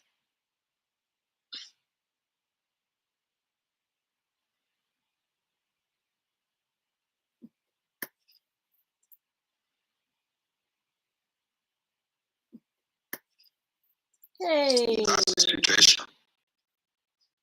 Or the physical attack, the killings and so on, are the ultimate stratagem of destroying the Yoruba people. Today, Fulani marauders are in our forests. Fulani marauders are in our streets. And the day of reckoning is going to come.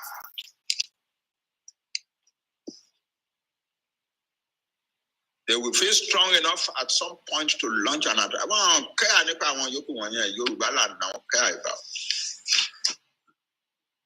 To launch an attack on the Yoruba people and to kill millions of us and get the rest to surrender and become slaves in their own land.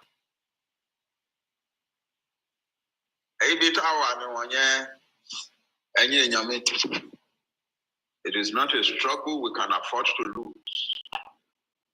And that's why for me, there is no looking back. No looking back. Because the consequences of our losing this struggle are totally unbelievable and unacceptable. So,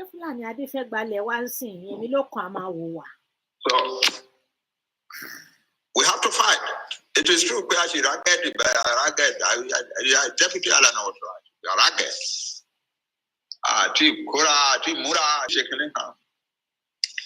There are things we should do, but gradually things are getting a little better here, a little better there. They need to reach a level of efficiency and sophistication that will defend our land. It's time.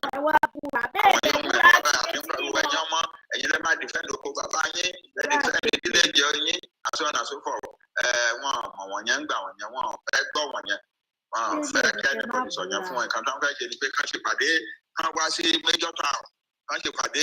kí organization fún wọn lówó kan fi wọkọ̀ pariwo Yoruba Nation now ẹ̀ka tán fẹ́ ṣe nígbà wọn yẹn nìyẹn. But they are now reaching a point at which they are organizing themselves into little defensive groups in their rural areas and even in their major towns. And it is the field is not as open to the Fulani today as it was yesterday, gradually. It's coming. It is coming. Nonsense. And some of the young men are organizing proper preparation for themselves.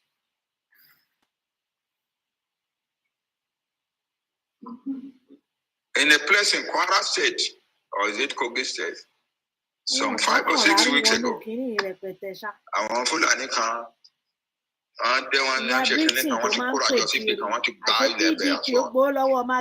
Àwọn ọmọ wa lọ bá wọn. They became violent and so on. Àwọn ọmọ wa padà lọ kó àwọn èèyàn yẹn wí ọ̀hún náà yòókù wá. And they killed very many of the Fulani. So many that the Nigerian government became frightened and sent armored vehicles to the sea to go and defend the Fulani. It is coming. It is coming. I am absolutely confident that it is coming. Yes. Àwọn elite wa, àwọn professionals wa, tí mo ní wọn kì í dá sí wa, ká tó kúrò nílé, mo ronú sí títí, àwọn èèyàn bíi tèmi tó jẹ́ pé èmi ni mo commerce of these boys ní university. Ẹ̀dẹ̀ ń wò, àwọn ọ̀dẹ̀ ń wò mí náà mo ń jìyà káàkiri. Àwọn ọmọ àjọǹjẹ ni wọ́n ń bú mi, wọ́n ń pè mí lólè, wọ́n sóríṣiríṣi yàn, àwọn ọ̀dẹ̀ ìjókòó wọn díẹ̀ dáhùn. How can that be?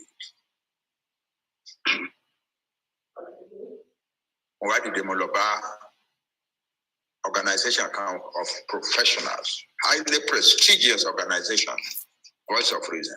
So all professionals, lawyers, doctors, engineers, accountants, bankers, etc. Highly respectable. I have a great deal of respect for them.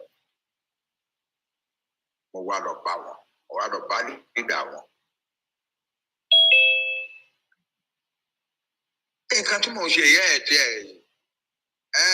bàbá tẹ bá fẹ́ wá sọ̀rọ̀ sí wa, we will let you. So I went and spoke to them for about 1 hour. By the time I finished and I left, they decided to continue with their meeting and they voted. And the majority decided they can keep protecting soil sensible. Restructuring the time she can't tell them to make sense. But unfortunately, prolonged sickness. Lost in London.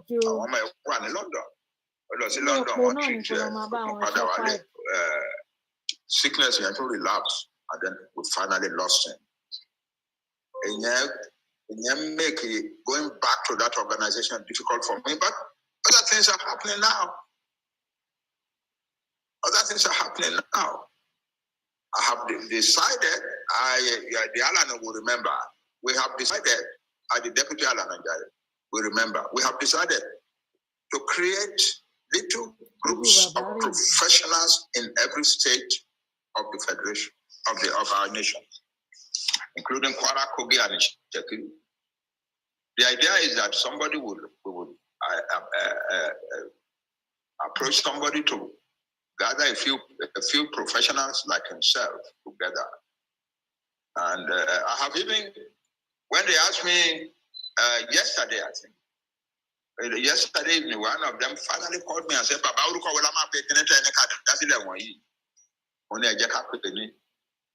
professionals for Yoruba progress. Only fine. I think that's a good name. I didn't think of it before, it just came. Professionals for Yoruba progress. So, anything of suffering from it, understand one location, one coordinator Ilana Lekiti, because one believe when the coordinator Ilana Lekiti, the first governor of the Ekiti state in the new country. So But the fellow himself understands now. Because he came back and I had a chance to explain to him what we were trying to do. Yeah, to Professor, I didn't know we had a chance to explain to him. So he's now ready to do what we asked him to do.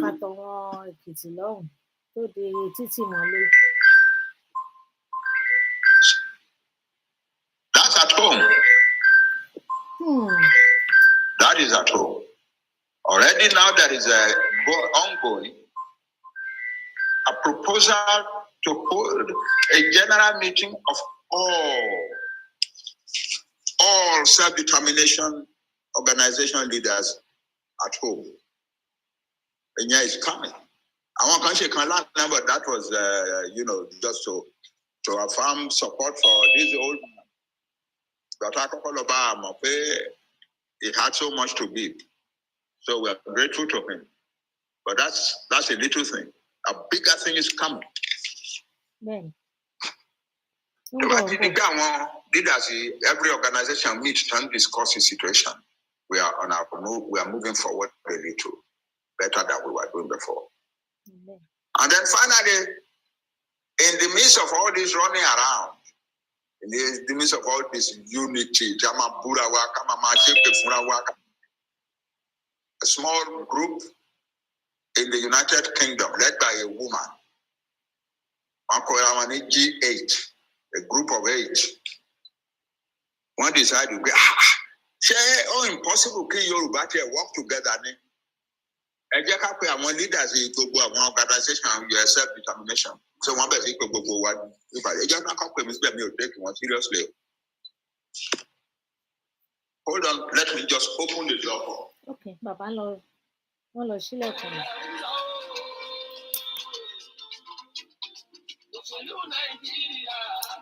Lórí Nàìjíríà, iṣẹ́ bá ń kó wa rè wí fún wa a fẹ́ gbọ́ ẹ̀rẹ́kẹ̀.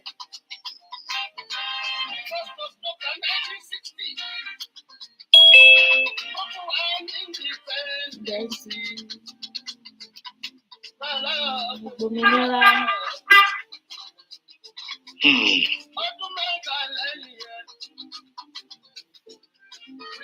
So, are you still listening to me? Yes, we are 100% with you, sir.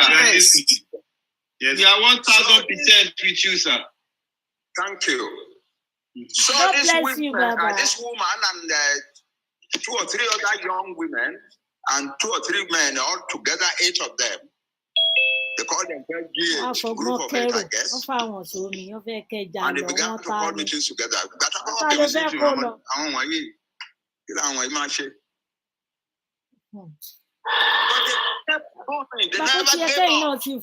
It was an inspired move. And by, our time lost meeting, take it serious. And that is what has produced what we now call the Yoruba self-determination movement. That organization were joined together organization, but because then it will take our money seriously. Because then the organization to fair cool in order to for any purpose.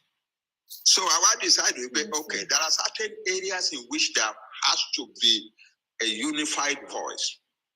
For instance, all the powers of the world in diplomatic action to the United Nations, United States, America, Britain, France, Germany, Russia, and so on. Organizations who are you collect take a serious so there has to be a unified diplomatic voice. Okay, yeah. Secondly, any trouble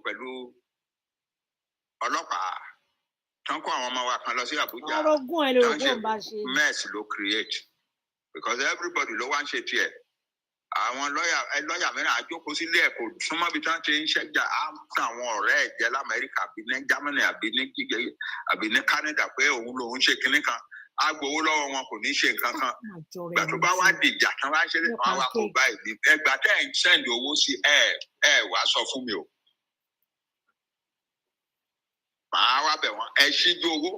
Okay, fortunately, like she said, you see, a few $100,000, a few 100,000 naira. That's all.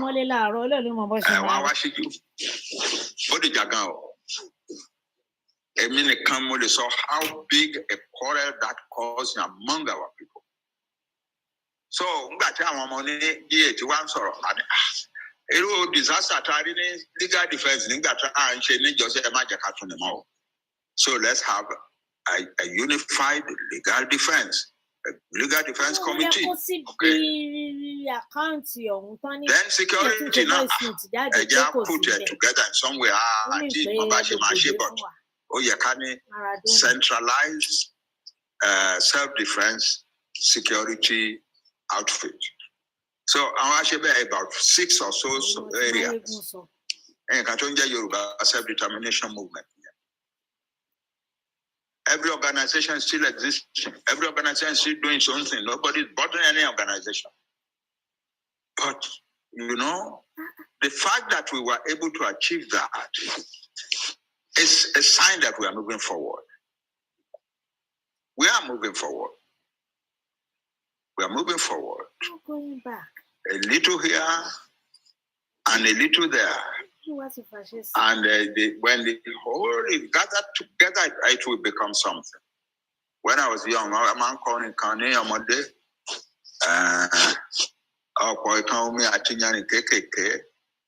when you don't look a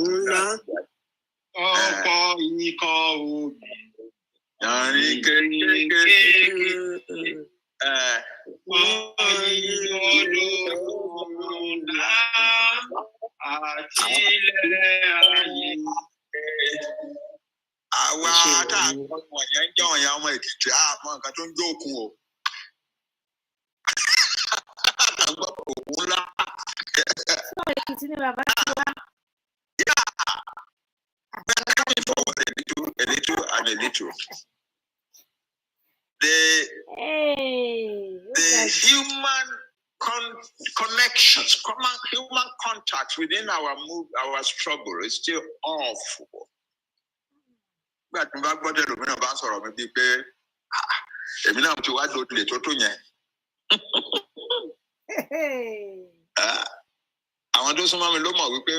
I spend my own money as if I have no private life of my own anymore. I spend my own money on this struggle. No private life can come on. Because I'm determined that the Yoruba people must win this. But there's any and I must say that I admire his statesmanship. Break down alone. In the end, they mean to what down alone. They reply to the phone. Stop with nonsense and so on.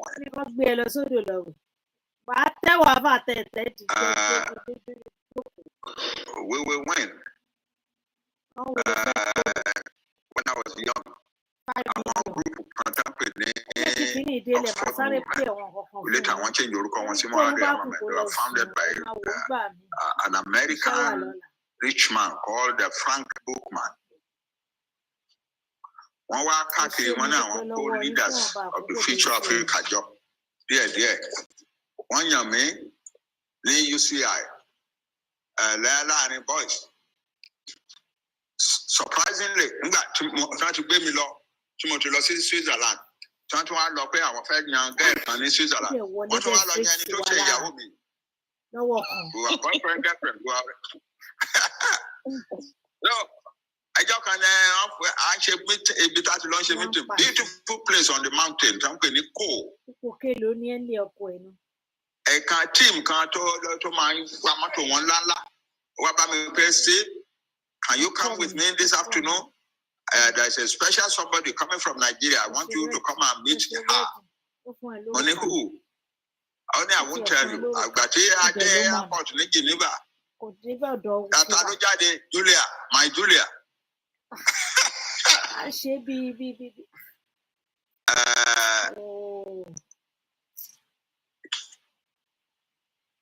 I'm on come down here because the idea is work for your people, fight for your people, serve your people, make your own name nation, a laughing, illuminated family.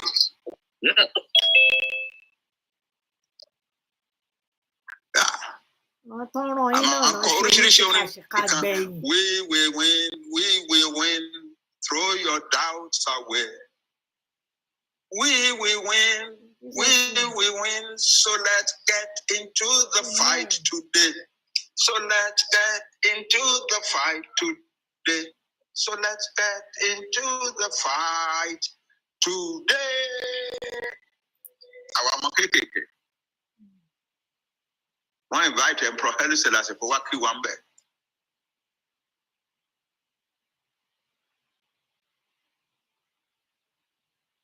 That's the situation. We will win. Amen. It is natural for people to have doubts. Amen. There is nothing to be ashamed in about that. It is natural to wonder whether I can't serious. It is natural to feel so. And there is no reason to be ashamed for feeling so. That's part of the lot of man. But if you don't give up, when it looks terrible, you do not give up. Winston Churchill says, Winston Churchill once said, if you find yourself going through fire, just keep going. Fantastic. If you find yourself going through fire, just keep going. The whole statement is success is not final. Nobody in success come out will go to final. Failure is not fatal. Yes, Baba. If you find yourself going through fire, just keep going. That's the kind of philosophy that our fighters must imbibe. When you succeed, you thank God and keep fighting. When you fail, you thank God and keep fighting. If the failure becomes a really terrible one and you are going through fire, just keep going. That's all. Don't turn back and run. No turning back. No turning back. In the midst of all this, we go around the world. As the Deputy Alana said, I sit in this house in front of my computer, trying to put together the most convincing letter that I can write to country A or B. And the Deputy Alana is by my side every inch of the way, every second of the time. So we are churning out these letters, and they are achieving marvelous results. One thing, I want to discover from all these activities of writing letters and talking to leaders abroad and so on and so forth. I want to discover and that is the Yoruba nation is popular with mankind, with the people of this world. One respect to us. You are decent people. You are all hard-working people. The universities, they are among the best, and so on and so forth. I want to fight for their independence. So the Yoruba nation is unbelievably popular. And that is helping our struggle in the world. One day, I'm going to United Nations. It's a meeting. United Nations does not operate like that. But I guess, these are excitable young people. Now, I want to invest or something to create the excitement and so on. Fine, it's okay. But it is not true. I'm not saying that it is true because I say it's okay. No, it's okay. The young person is okay. Is building up the morale of his friends And that's okay, but like I let anybody will go. We are not, there is no way the United Nations will call the president of a country. What's on last week? Come and say the kind of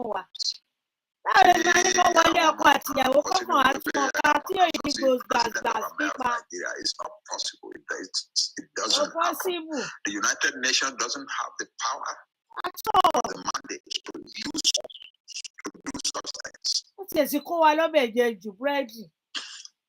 Ó fi fa ọbẹ̀ yẹn A mu country gidi. that believes in the cause of the Yoruba nation can, Kí of lẹ ṣe? course, Wọ́n send a sọ message to tẹ́tẹ́ the fún wa. government of Nigeria to say, Wọ́n kó wa lọ́bẹ̀.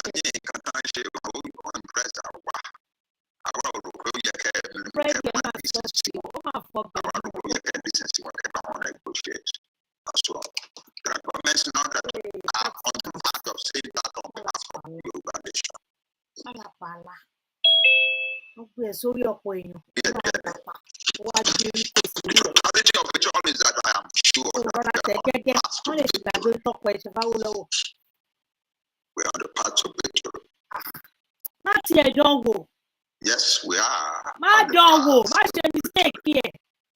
And the Lord, I believe that God has granted Lágbára kò ní us our country. tó ní ẹjọ́.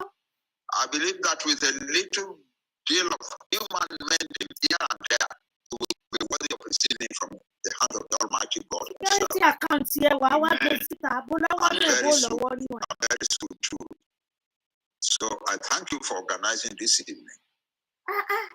I'm proud that there's still a chapter of the normal doer that is behaving with such seriousness and maturity as we are doing.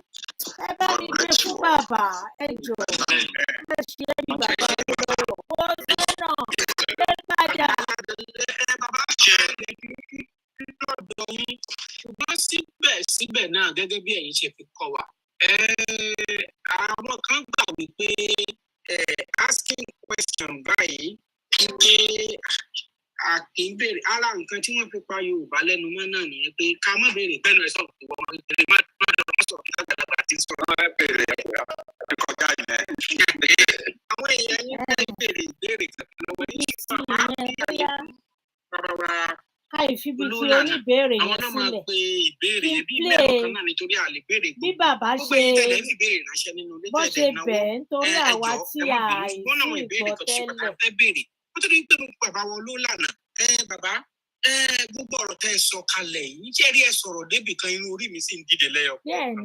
àwọn nǹkan tá a mọ̀ ṣé gbọ́mọ yóò bàbá tán yóò bá rọ̀ bá Ọ̀rọ̀ àrọ́ bá sì ní bàbá bàbá àtàn. àtàn ni wọ́n pè é pé tó ṣe bí òwe ẹ̀yìn àgbà Ó yẹ kó máa bàbá wa kó máa ìbéèrè tí tó pe bàbá wa olùlànà ni wípé ǹjẹ́ ó ní iṣẹ́ tẹ́ ẹ fẹ́ rán sí àbúrò yìí tí bá pe àbúrò yìí màá dẹ̀ dárúkọ ẹ̀ nítorí pé ẹ sọ̀rọ̀ débi ọ̀dọ̀ bàbá wa Awólọ́wọ̀ ẹ sọ̀rọ̀ débi ọ̀dọ̀ bàbá wa Àṣìmọ̀wò Abíọ́lá ẹ tún gbogbo nǹkan tó wá wà nílẹ̀ ẹ̀ tán ti sẹ́ẹ̀tì kalẹ̀ àbúrò yìí dẹ̀ sọ wípé òun ló kàn ní ìsìn àwọn ìgbà náà ní àbúrò tóun bá wọn. débẹ̀ Ẹ òun dúró á ní. ṣe ti Yorùbá òun á yí padà òun lè sòkè bílẹ̀ òun lè ṣe májìlì àbí abẹ́bẹ́ adẹ̀ tí wọ́n méjì tẹ́ ti ṣe ṣáájú ẹ̀ ẹnìkan ti ẹ̀bùn wa tóbi di pé ọdún títí jọ o ẹ̀yin Yorùbá tún ti bẹ̀rẹ̀ ẹ ti gbógun tì í o ẹ̀yin títí sọ pé kíní kan o Ẹ̀ka ti play nǹkan jù yìí o. bóyá tí ẹ ní ìmọ̀ràn tẹ́lẹ̀ fún àbúrò yín ìyẹn Tinubu ni o ẹ ti ẹ gbà mọ̀ràn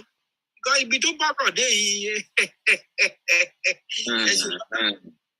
Ṣe a ti dé point by very soon tá a gbọ́dọ̀ jókòó bá a ṣe jókòó tá a káàbù lẹ́tà sí President of America, President of Russia, President of Kenya. Bẹ́ẹ̀ náà la ṣe máa jókòó tá a máa craft lẹ́tà sí àwọn ọmọ tiwa, àwọn èèyàn tiwa, àwọn alàgbà wa, àwọn àbúrò wa, àwọn ẹ̀gbọ́n wa.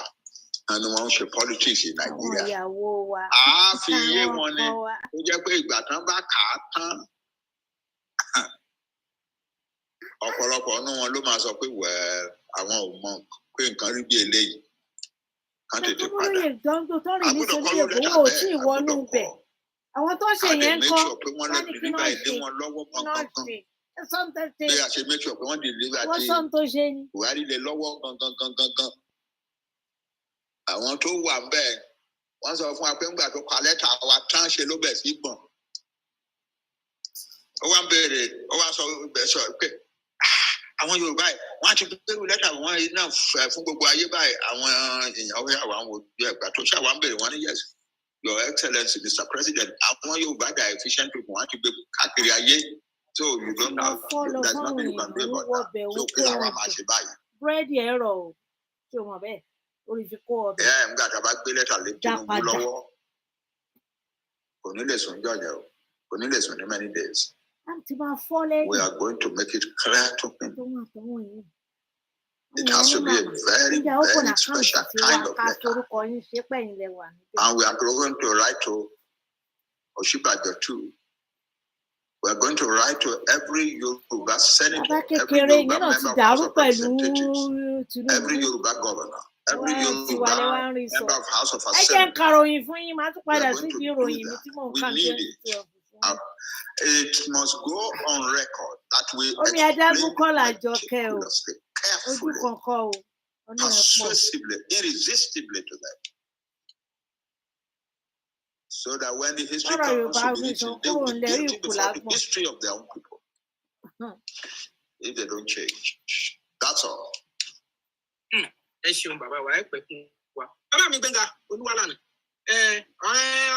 Ìbéèrè yín ẹ bá ọkàn wọn yẹn wá tí wọ́n máa béèrè ìbéèrè lọ bàbá kó lè gbé ajẹkùn lọ fara nílẹ̀. Tó bá ti di tẹ́ẹ̀nì a stop eléyìí.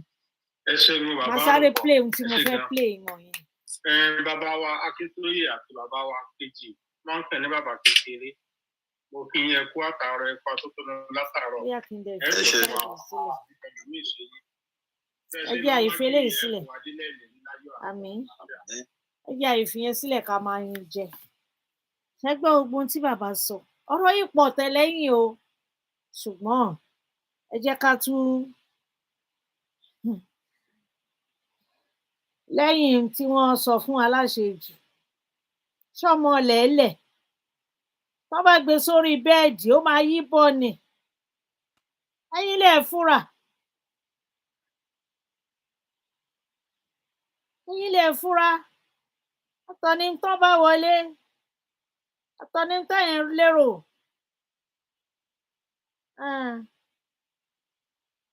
Èyí tí mo sọ lánàá nìyẹn pé Session United Nations September ní ìlú yìí Yorùbá Nation wà nù kan tó fẹ́ wá polongo ó fẹ́ sọ fáyé pé recognize Yorùbá Nation ní pé Yorùbá Nation ti dá dúró Yorùbá Nation ti ń ṣe ìgbésí ayé tiwọn o òun dẹ̀ kan recognize ẹ̀ President Buhari máa wá sọ ní September ní United Nations ó ti di dandan tó bá lè la inú ẹ̀ sọ ti Palestine tó máa sọ ti Yorùbá Nation. Ìyẹn lèmi ṣe sọ lánàá wípé ó lo Yorùbá ni pé n tó mú ẹ tó lè fi sọ́tọ̀ wọn ẹlòmíì ó di dandan kó wá sọ tiwa. Ìyẹn lèmi ṣe sọ yẹn lánàá. Èmi ò ní figbá kan bọ̀kan nínú òótọ́ ni máa sọ wọ́n ti búra bébí ṣe rò ó nìyẹn. Ẹ wá gbọ́ ti bàbá lọ́tùn lósì.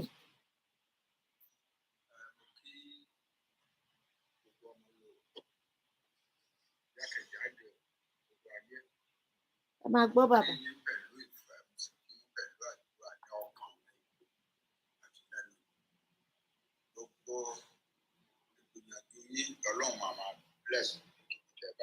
Wọ́n ṣèwọ tó loud.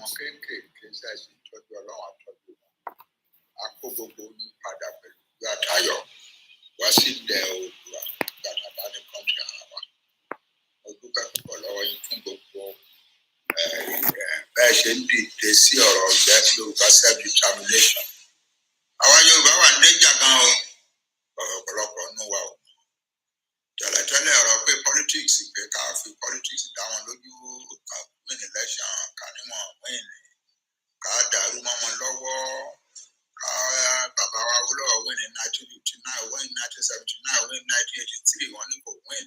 Abíọ́lá tún wá win alàgbà wa Abíọ́lá náà tún wá win ní 1993 what goes round win. So gbogbo wọn yẹn wọ́n ti wá rí i pé àwọn Yorùbá yóò ní ṣe tẹ̀mọ́lẹ̀ o àfi tá a bá kúkú pa wọ́n rẹ́.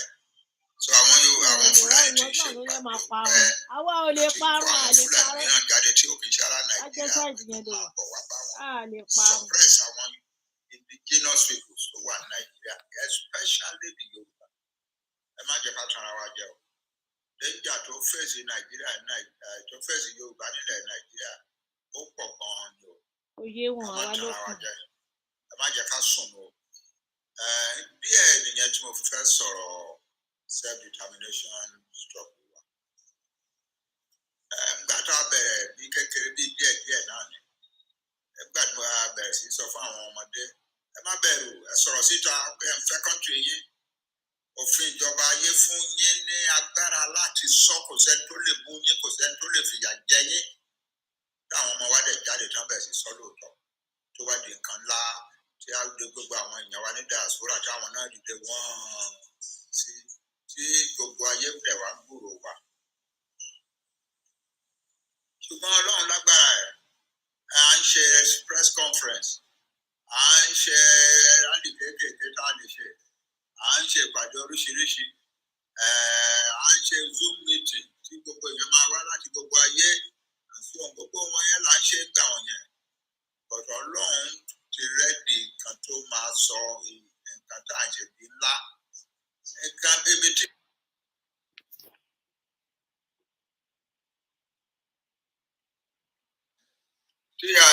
ọmọ mi Dúpẹ́ Onítìrí náà tóun náà dé mọ́ eléyìí tá a rí lára Sunday ó tóbi bọ̀ tó mọ nǹkan tó Ọlọ́run tó fẹ́ gbé jáde lélẹ́yìí o. Maradona. Ẹ bẹ̀ sí bẹ gbogbo yẹn, ẹ jẹ́ ká fà á mọ́ra, ẹ jẹ́ ká bá ṣiṣẹ́ pọ̀, ẹ jẹ́ ká ṣe kíní kan.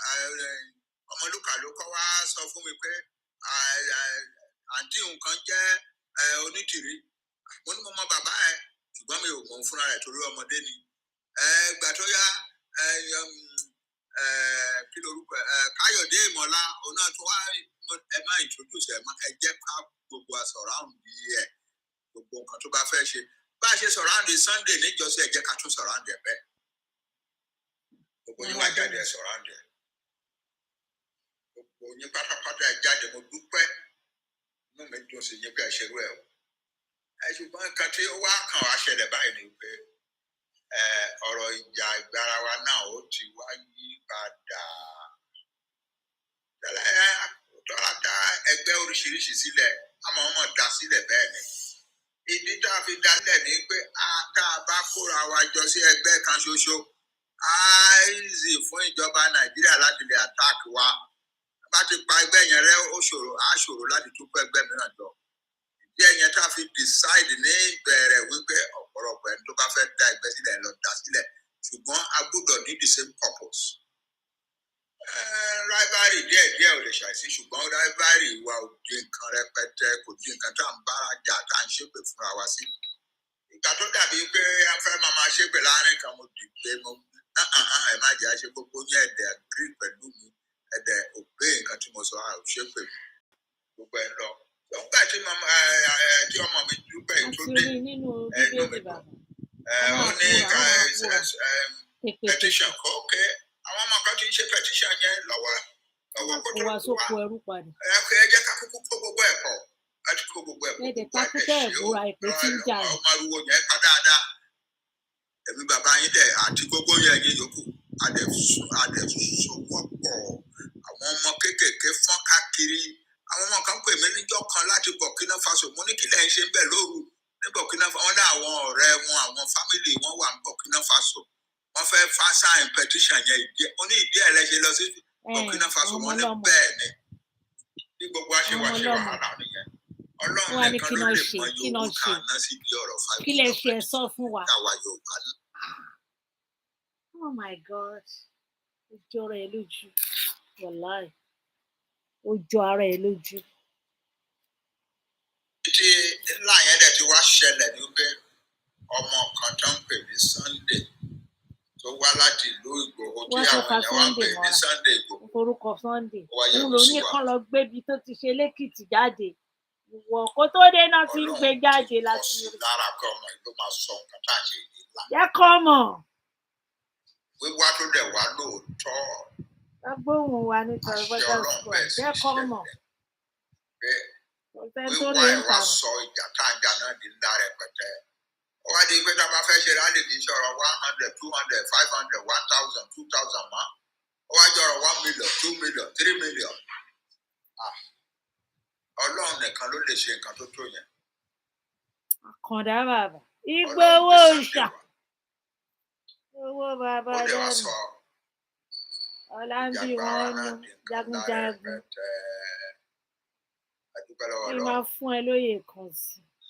Ìdí ẹ̀ nìyẹn ń gbà tó ń sọ pé wọ́n mú ní Benin Republic. Òun ló lọ gbàálẹ̀ nǹkan tó ṣe nìyẹn. Wọ́n ló lọ gbàálẹ̀. Kí náà ṣe lẹ́nu ẹ̀. Ọlọ́run dẹ̀ ṣe ó gba àṣẹ ó gba ìlérí wájọ́ yẹn. Sunday ti free.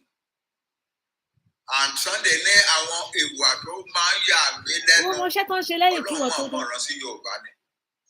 Èké ní ìwà rẹ̀lẹ̀ tó ní ọ̀gá jù. Kò sí ẹni tí Sunday ò ní respect. Gbogbo èèyàn.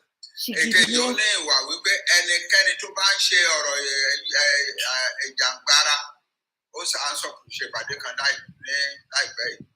Ó ní gbogbo ẹni tóun bá ti mọ̀ pé ó ní ìfẹ́ sí ọ̀rọ̀ Yorùbá gbogbo wọn lọ́rẹ́ tó. Òun ò báyàn kankan ṣọ̀tá kankan. Sẹ́ni kankan tóun lè sọ pé kì í ṣe èèyàn ní gbogbo ẹni tó bá fẹ́ kí Yorùbá ká ní òmìnira ara wa kúrò nílẹ̀ Nàìjíríà is my friend and I'm close to all of them. Ẹnu tún wá ní ìwà kan tó ṣòro mọ̀ fún àpọ̀lọpọ̀ nínú wa. Kò sí nǹkan tó wà lọ́wọ́ Sunday tó tóbi tó láti gbé sílẹ̀ fún ìjà yìí. Ìyáálé ayé máa yà. Èmi bàbá yín mò ń sọ báyìí lẹ́sìn fún yín. Sunday á ta ilé ẹ̀. Á ta ilé ẹ̀ á ti tà á tán kó tó wá sọ fún àwa yòókù pé ilé báyìí bá ó ti tà.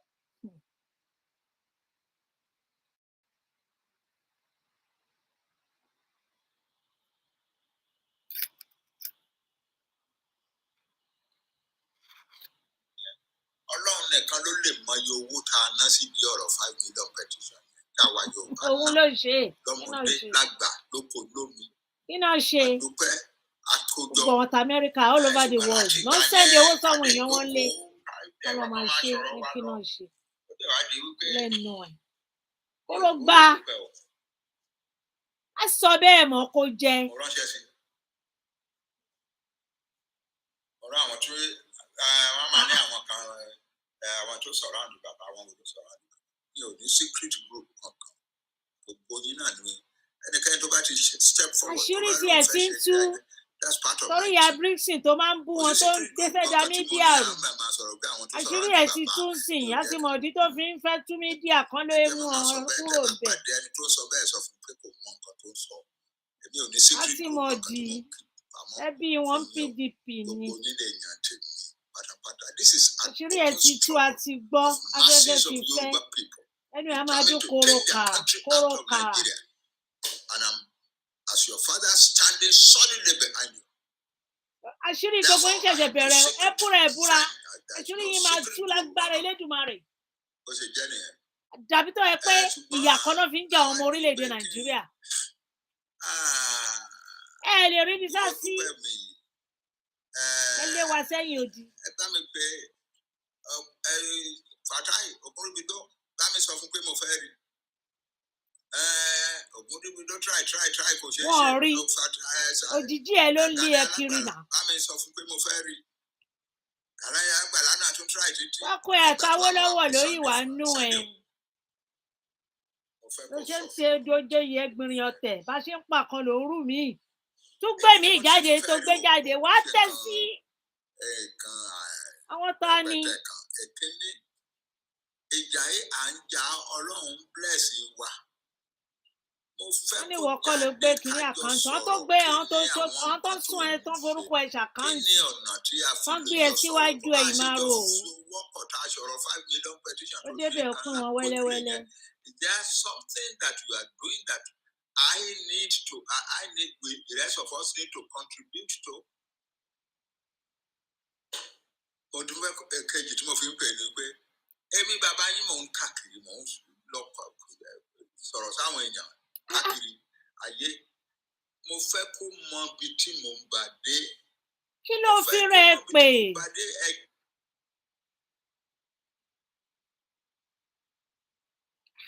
Má ga o. Pẹ̀lú yín o. Mo fẹ́ kí àwa tá a jẹ́ bí leader ká rántí pé àwọn ọmọ kan nìwọ̀nyẹn o. Ojú wa náà ń wò. Therefore, ojú wa tán wò yẹ kò yẹ káwa máa create division láàrin wọn. Ṣé ló yẹ ká máa unite wọn pọ̀? Irọ́ ó fẹ́ wá kérò Fẹ́ ni. bẹ́ẹ̀ o. Ó já wọn sómi ọ̀rẹ́ ìjà kú. Àwọn èèyàn they are your people. I don't say necessarily come and join me or anything. No, because arúgbó lèmi mo ti, you know, I am ready to stand where I stand. That's where God wants me to stand. Ṣé bàbá wo lọ́wọ́ ìjọ? So that the Yoruba nation will be liberated in my time. Tó yẹ kó máa rálẹ̀ máa bọ́ ọkọ ẹ bẹ̀bẹ̀ tó wá fẹ́ Maradona wa. I repeat, you are just one of the Yoruba girls. Be one of them. Come out and be one of them. Unite your people. Yóò fẹ́ bí one kó lọ bí two sọ́hùn. Mo bẹ̀ ẹ́ ni o. Mo fi gbogbo nǹkan tí ó dáa láyé. Gbọ́ bí bàbá ṣe ń bẹ̀. Ọlọ́run ayé ẹ sí o. Má ṣe pè fún ẹnìkan mọ́ o. Irú ọ́díò tó ṣe láàárọ̀ àná yẹn jọ ọmọ jọ. Ojú bàbá ṣe ń bẹ̀. Ó fẹ́ dọ́lọ́ nínú. Ọlọ́run ti fún wa ní kọ́ńtì wa. Ó kù díẹ̀ ká gbà o. Ọlọ́run á fún wa ní ọgbọ́n àti òye àti làákàyè láti lè rìn níwájú Ọlọ́run in such a way that nǹkan tó fún wa á lè rí gbà o. Ó dúpẹ́ o. The Yoruba nation is a great nation. We are a great nation in the world. Gbogbo bí tá a bá lọ làwọn èèyàn ti acknowledge pé these are a decent people. Doctors, lawyers, we are a decent people. Professionals. Ẹ má jẹ́ kí ọ̀rọ̀ ọ̀gá kì í ṣe party. Àwọn tá à ń ṣe Yorùbá self-determination kì í ṣe party táwọn máa búra wọn ká máa ṣèpèlè àwọn káàkiri torí pé wọ́n wá ìbò. Àwa ò wá ìbò ní ìdí ọ̀rọ̀ Yorùbá nation self-determination self-determination. Àwa ìbò ní ìdí ẹ̀ kò sẹ́ni tó fẹ́ dìbò kankan. Nǹkan ṣoṣo ni gbogbo wa wà ní target Yorùbá nation out of Nigeria and then build our Yorùbá nation into a great country in the world. That's all. Ilé ọkọ ẹrọgún lòrò pò ń bá jà. Kí àwa máa ṣépè fúnra wa, kò yẹ ká máa búra wa. Mo bẹ̀ ẹ́ ní òdúpẹ́ yọ. Be the leader that you were when you arrived. Ọmọ lẹ́lẹ̀ lẹ́yìn tó bẹ̀rẹ̀ yẹn. And be one of our young people who are fighting. Àwọn èèyàn recognize as a leader. Be a leader for them. For all, not just one section. Be a leader for all. Ọlọ́run fún ẹ̀ṣẹ̀ Ọlọ́run fún gbogbo wa ṣe o. Ó dàgbọ́, ó kí gbogbo ẹ̀yin ọmọ Yorùbá, ẹ kú iṣẹ́ náà o. Ẹ ṣé jàre bàbá, ẹ pẹ́ fún wa, àgbáyé àdálẹ́ o. And let our people know that we are doing two things together. One is that à ń jà báyìí láti gba country wa jáde kúrò Nàìjíríà. The second thing ni pé à ń prepare nígbà tá a bá ní pé ìgbà tá a bá ní country wa tán. It will be one of the best countries in the world. And that within a short time, we will be one of the most developed countries on earth. Those are the two things we must prepare for now. Therefore, we need our unity. Let us unite. Ọmọ bàrọ̀ Nàìjíríà ti tún wa ká ti sọ̀sọ́kúsọ sí àwa àti ṣe ìwà Nàìjíríà ìwà wo bíà ìwà irọ́ pípa ńláńlá. Ẹ jẹ́ ká mú kúrò láàrin wa. Ẹ jẹ́ ká ní làákàyè. Ọjọ́ àwọn Fúlàní ṣe ogun ẹgbẹ́ sí wa. Wọ́n lọ ń pe àwọn ọmọ ẹ̀rọ tí wọ́n rí mọ́tò, wọ́n rí màlúù mọ́lẹ̀, wọ́n rí dídé èèyàn mọ́lẹ̀. Káwa má bàa rí àárín ara wa fine. Ẹ jẹ́ káwa ní làákàyè. Tá a bá ní làákàyè gbogbo ogun ló anything. Egun mẹ́rin. Mo fẹ́ bẹ̀rẹ̀ ní òdúpẹ́ ọmọ mi jọ. Má jẹ́ kí nǹkan kan ṣe é kó máa sọ̀rọ̀ ìbínú sáwọn èèyàn. Ẹ má sọ̀rọ̀ ìbínú sáwọn èèyàn. Máa sọ àpọ́nlé ni mọ́lá. Má sọ̀rọ̀ ìbínú sáwọn èèyàn. Ó lè jẹ́ pé gbọ́ pé àwọn kan sọ pé wọ́n ń sọ̀rọ̀ nípa bàbá ẹ̀ náà jọ gbọ́ kí n sọ burúkú rí. Jọ gbọ́ kí n dárúkọ burúkú kankan rí sí ọmọ Yorùbá kankan. Abẹ́ lọ relax. Bẹ́ẹ̀ náà ló yẹ kí ìwọ náà ṣe. Jọ gbọ́ kí Sunday sọ burúkú sí ẹnì kankan rí. Mo fẹ́ kí ìwọ náà jẹ́ ẹni tí ò kì í sọ burúkú. Ẹni tó jẹ́ pé tó o bá wà nípàdé ẹ̀rù á máa bàyàn láti sọ burúkú láti ṣe. Ó di ẹ ti gbélé wa lórí náà. Tó bá wà nípàdé tẹ̀yẹ̀ kan bá ń sọ pé fẹ́ máa sọ burúkú ó máa ṣépè sọ fún mi pé But humble. Not to pay more one of the leaders of this struggle. Therefore, look you all Yoruba people are our people. And we are united to take our country out of Nigeria and then to build our country into a great country in the world. Dúpẹ́ òkú iṣẹ́ o, mo kí ẹ o. Dúpẹ́ òkú iṣẹ́ o, mo kí ẹ o. Mo kí gbogbo ẹ̀yin yòókù o. Mo kí gbogbo ọmọdé àwọn ọmọdé tí wọ́n ń ṣe wàhálà tí wọ́n máa wọnú igbó lọ. Ọmọ ọlọ́mọ. Wọ́n máa wọnú igbó lọ pé àwọn lọ bá Fúlàní.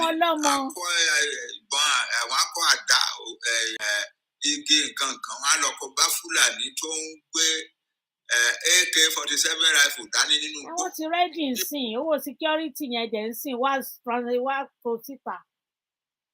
Wá kó síta fún ọmọ tó fẹ́ lọ. Bàbá yín mò ń káàkiri mò ń lọ sọ̀rọ̀ sáwọn èèyàn káàkiri ayé. Mo fẹ́ kó mọ ibi tí mò ń bà dé. Ó dàbí pé a ti gbọ́ yìí. A ti gbọ́ yìí. Ẹ̀yin èèyàn mi, bí ọ̀rọ̀ alájà àgbà, ẹ bá sọ pé mo láṣejù mo tún dé. Ó lè kú ó lè jù ó ìjà rẹ̀. Ó tún bọ́ ta lẹ́yìn tán bẹ̀. Jẹ́ ká sàn yẹn dìgbà mí. Ó tún bọ́ ta. Ìwọ lajú jàre lórí ṣe ẹ́.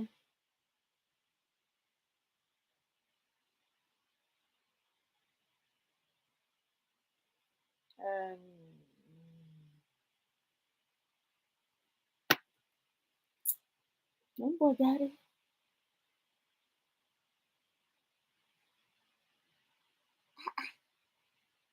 Àní búrẹ́dì ẹ̀rọ. Ó kàn dé wá fi kó ọbẹ̀ ṣá. Republic of Nigeria. Gbogbo wa ń tó àwa Yorùbá sí bọ́ọ̀lù pẹ̀lú. A mọ̀ pé.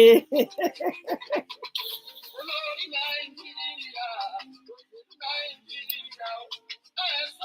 Madam, ibi tẹ́ ẹ bá ń kó wa rè é wí fún wa o.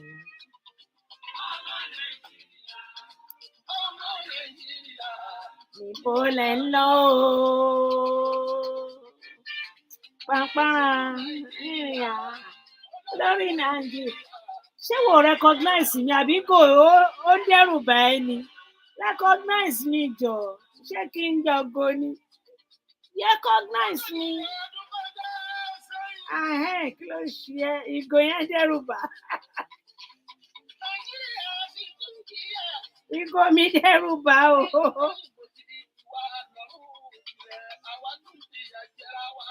Àṣé ní má fi jẹ fi búrẹ́dì kóra wa lọ́bẹ̀ jẹ. Ó ti rán wọn sọ́dọ̀. Àṣírí gbogbo ẹni ṣe bí ẹbúra. Àṣírí yìí máa tú ni. Ẹ jẹ́ n tún play lè padà fún yín lẹ́ẹ̀kan. Àwọn tí meeting ti rán yín bàbá. Òṣèlú Nàìjíríà lórí Nàìjíríà ibi ẹ bá ń kó wa rè é wí fún wa o.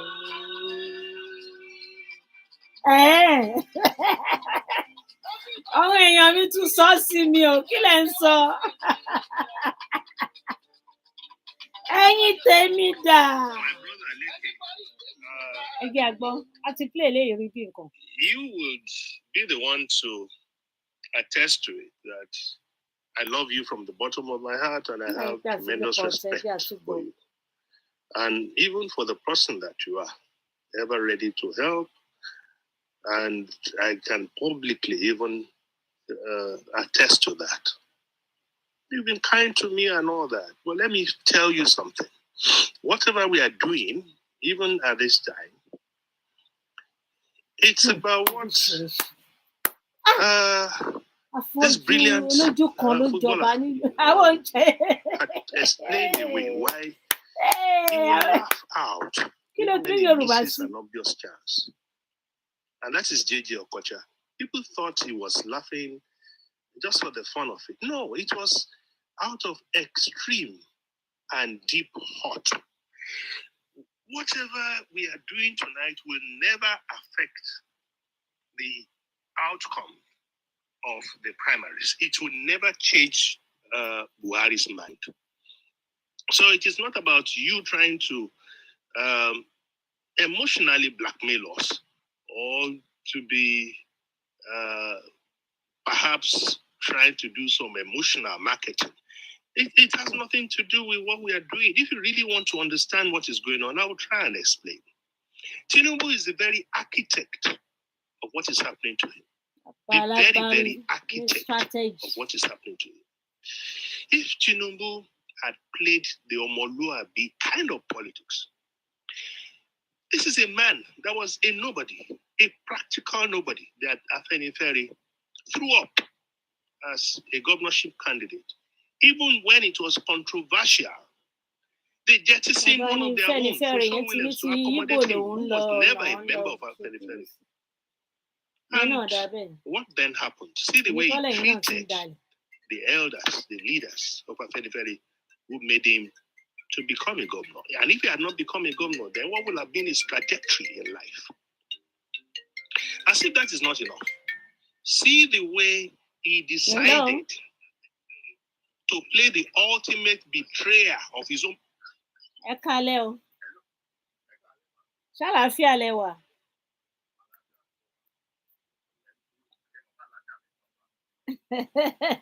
Nǹkan kò ní ṣe wá, a máa làájá. Ẹ fẹ́ dá ṣètò. Mo ń gbọ́ yín o.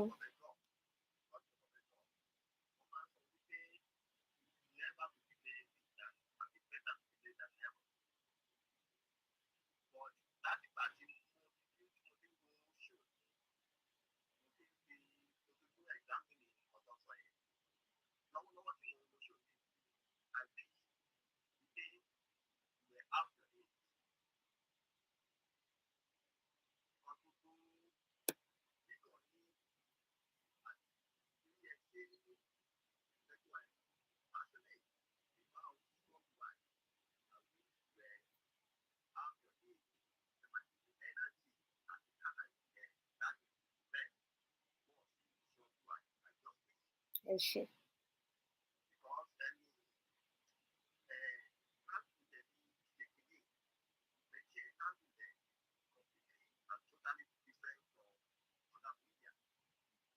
Ẹ ṣé gan, thank you.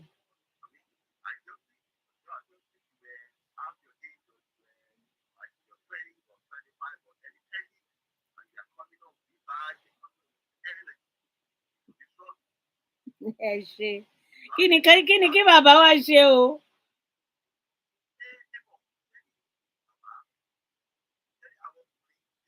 Over 60 lèmi, bàbá ẹ mọ èjì bàbá ni.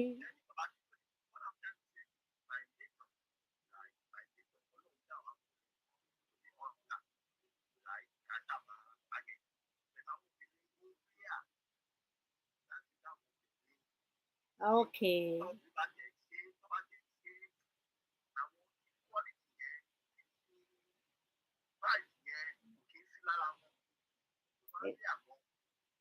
Ẹ ṣé.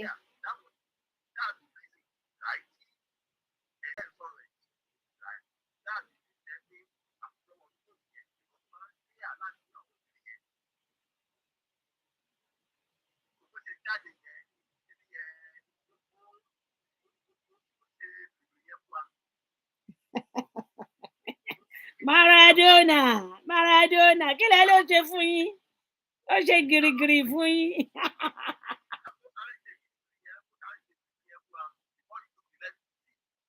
Ẹ̀yin máa jẹ́ kan lẹ́yìn àwọn olólùfẹ́ kẹ̀. Ojú wa ti là, ẹyẹ máa tàn wá.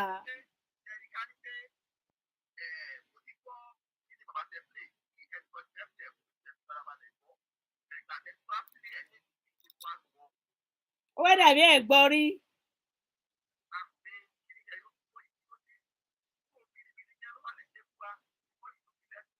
Ó fẹ́ gbẹ̀san tọkọ ẹ̀ ni. Àwọn bàbá ni wọn ò mọ̀ wípé Awólọ́wọ̀ àti Abíọ́lá kó tó kú bàbá. Àwọn náà rí nǹkan tó wọn dàrú tó wọn ṣe. Ẹ rí show mi tí mo ka history àwọn méjèèjì. Àbí ẹ rí? àbẹ́ ẹ̀ gbọ́ tó dìídì láì sọ fún bàbá lọ apologize tó bá jẹ́ woman yìí kọ́pì irú ìwà tọkọ ẹ̀ wù yẹn kó tó kú èèyàn tó jọ jàbọ̀ ìmágbé yẹn náà wá o wọ́n gbé woman yẹn wá sí orí show kì í ṣọmọ ilé ẹ̀ náà woman yẹn dẹ̀ ń sunkún woman yẹn tún kúnlẹ̀ wọ́n tún bẹ woman yìí pé ẹ dìde ó tún fàáké kọrí nítorí kí ni kí ló jẹ́.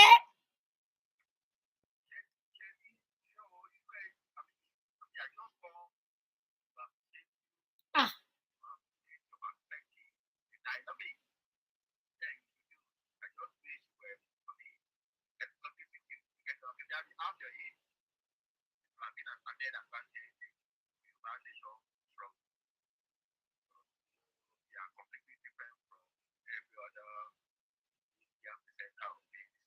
Thank you very much. God bless you. Ẹ ṣé gan ni.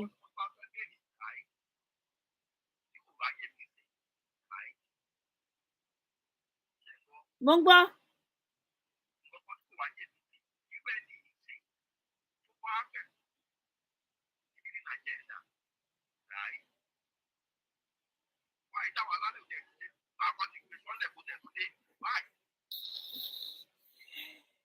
Ẹ wò ó ṣe fẹ́ gbọ́ ṣe rí ìbúra yẹn òun ló fa àṣírí tútù yìí tọ́lọ́run bá dẹ̀ ń ṣe dáadáa àbí báwo náà ṣe máa ń wí tọ́lọ́run á ló ń ṣe búburú lára àwọn èèyàn wọn ni wọ́n dẹ̀ sí bàbá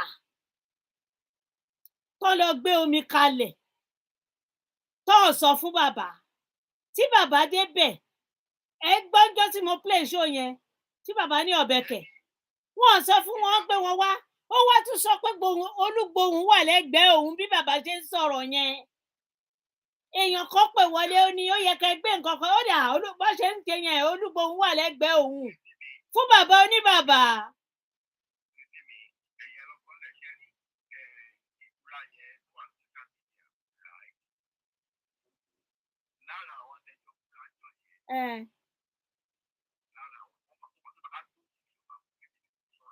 Okay.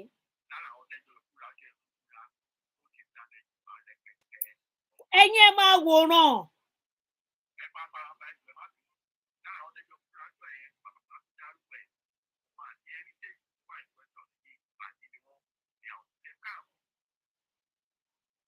Ẹ dárúkọ.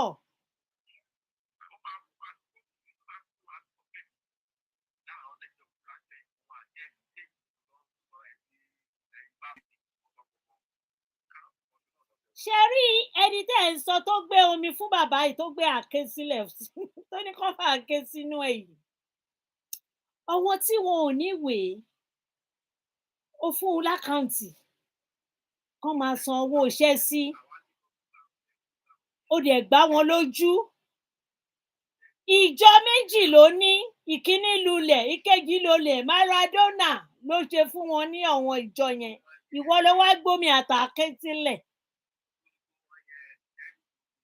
Àwọn ìyá wọn tó rán wọn mọ̀ pé bí tó máa yọrí sí nìyí nínú ṣó ẹ̀ yẹn ẹ̀ máa gbọ́ ohun woman kan tó ń sọ̀rọ̀ pétépétépété gbogbo bí nìyẹn máa ń pè sí ó fẹ́ da ilẹ̀ rú kó da mídíà rú ráúráú kí gbogbo ẹ̀ bàjẹ́ àṣírí ẹ̀ wá tún sìn ẹni tó mọ̀ pé ó fẹ́ gbowó ó dì pàpàpọ̀ pẹ̀lú àwọn Mákindé alálẹ̀ ń ṣiṣẹ́ irú ìbúra tọ́wọn àti wọn ń bú láyé àtijọ́ ló pè é ẹ̀sìn wọn ò lè jẹ́ kó búra ẹni tí ò bá fẹ́ búra àti ẹ̀yìn èmi mi ìdárapọ̀ mọ́ mídíà mo dẹ̀ wọbẹ̀ mo búra nígbà yẹn mo ní sọ̀rọ̀sọ̀rọ̀ lèmi náà ẹ búra fún mi mo dẹ̀ búra.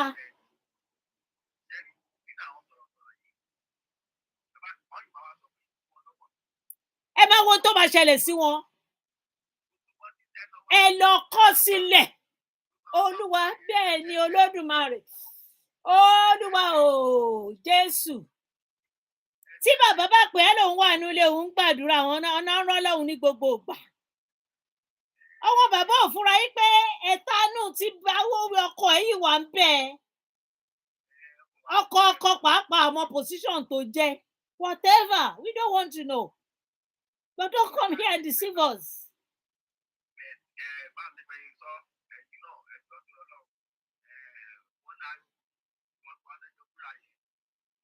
Kò má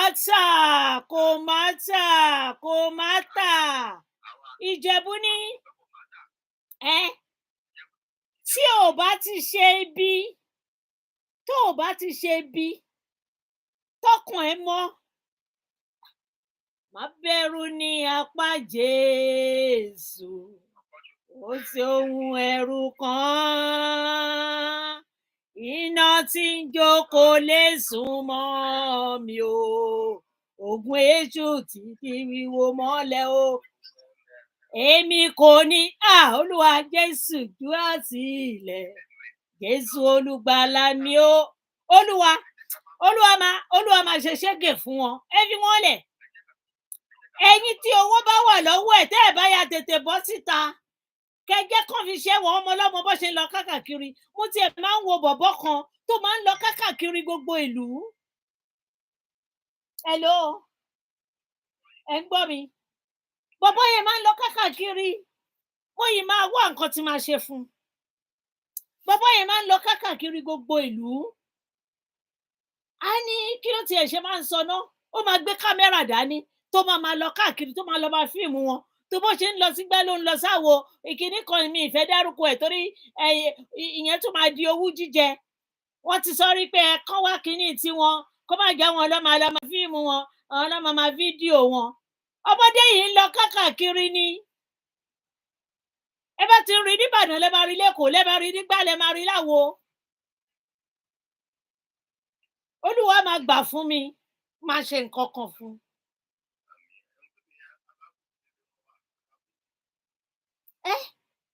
ẹ dẹ̀ máa tún jẹra yín lẹ́sẹ̀ kí ni pé èèyàn kan rán àwọn ọmọ níṣẹ́ ní Nàìjíríà ó ń gbé fíìmù káàkiri ó ń fídíò ẹ tún lè fẹ́ yẹn ẹ jẹ́ ká ní tiwa ẹ jẹ́ ká tẹ kinní kan wọ́n ṣe fún Máyégún nìyẹn àbòsí ti pọ̀ jù alálẹ̀ máa mú àní ẹ̀ tẹ̀ tún sọ ẹni kò ṣe nǹkan kan tó bá fi orúkọ ètò ṣé kẹ́mi sọ́nsìn kí n sọ wípé ẹ̀ ń bí ìbúra yẹn o kí ló ti ń pè kí ló ń ṣẹlẹ̀ èmi kí ló ń ṣẹlẹ̀ ẹ gbọ́rù yẹn rí ṣórúkọ mi gangan nìyẹn bóyá orúkọ ló lò ló fi ṣe kínní ìwọ wá sọ fáwa yìí pé orúkọ ètò ló máa fi búra níbo ló ti ń ṣe yẹn ọ̀rọ̀ nu sọ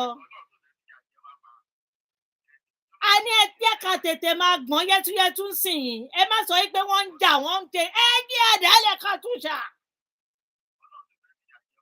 Ọlọ́run ò ní fìyà jẹ wá ẹ yá bílẹ̀rẹ̀ kó bọ́ síta 5 million kí ló fi ṣe ń bo ló wà ẹ wọ ọmọ ọlọ́mọ tó ní wọn lọ sí ìlú káàkiri ṣé òun ló kọ́wọ́ fún wọn tó fi ń rán wọn níṣẹ́ gbogbo àwọn tòkèrè náà fowó ránṣẹ́ lọ́sọ oríṣiríṣi àágùn àwọn ẹni ẹlẹ́ni abìyín ẹ ní jẹ́gbé gbogbo ẹ̀yin tó wọ́n bá wà lọ́wọ́ ẹ̀ tẹ́ ẹ̀ bá yà tètè yà tú síta tó bá gọ́kàn lórúkọ ẹ̀ lásán pé sọ pé afẹ́ fi ṣe security tó o bá yà pé wọ́n pé àkókò tán fẹ́ lò wọ́n ti dé bẹ́ẹ̀ ṣe gbowó ti lọ́wọ́ Máyégún tẹ̀gbọ́n tútútú ẹni tó ti gbà jáde lọ́gbà ẹ̀wọ̀n tó tún sọ pé lọ́ọ̀yà tó yọ wọn ní fìwúnlẹ̀ tán bá ṣe kinní kan 5 million ẹ ṣe òtítọ́ ẹ̀yin èèyàn mi ẹ ṣe òtítọ́ ló máa gbé èèyàn lékè ẹ má jò súyàn ẹ má torí owó tẹ bá ti rówó kójú máa ràn kí ló dé ẹ nítẹ́lọ́rùn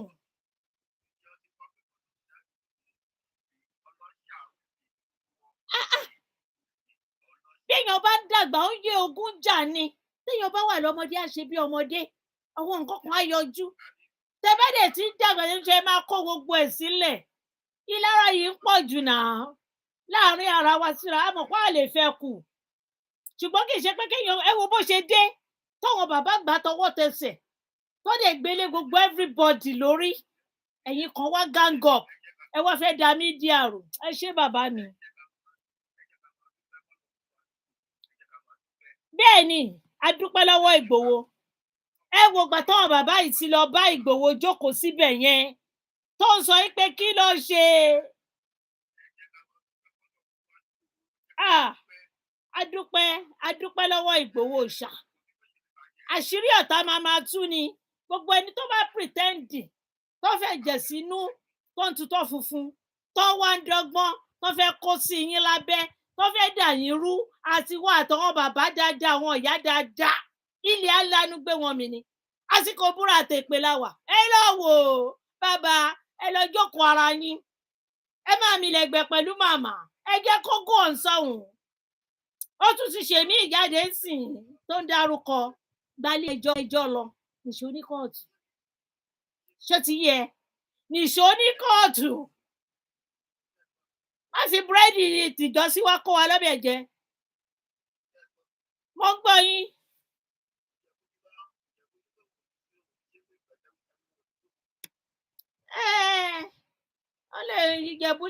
ó lè sọ yẹn bọ̀tọ̀ owó ìtawà wà yìí sí orí iná yìí máyà làwà gbé wà báyìí ṣé gbọ́ ṣé ń gbà sí mo kà á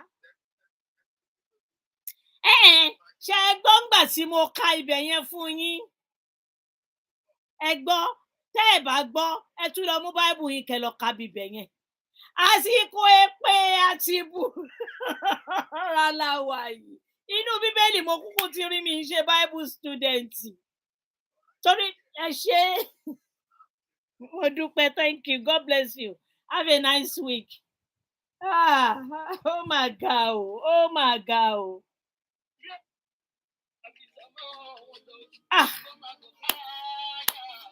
ó tún ṣe mí ìjáde ó rọra bàbá bẹ́ẹ̀ wọ́n ṣe gbogbo ẹ̀ aláṣejù mà ní ẹ o àbáyọmí jẹ́ ní ẹkùnù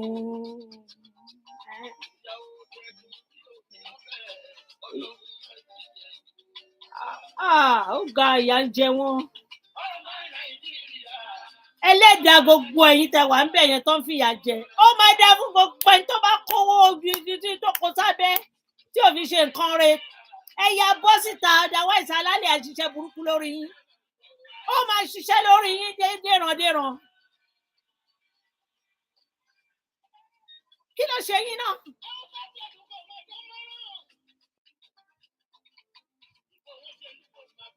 ṣé Yorùbá ni ọkọ ẹ ló bá di nǹkan pọ̀ ni wọ́n yìí máa gbé kínní tí bí wá kẹwo tó pa wọ́n pọ̀ náà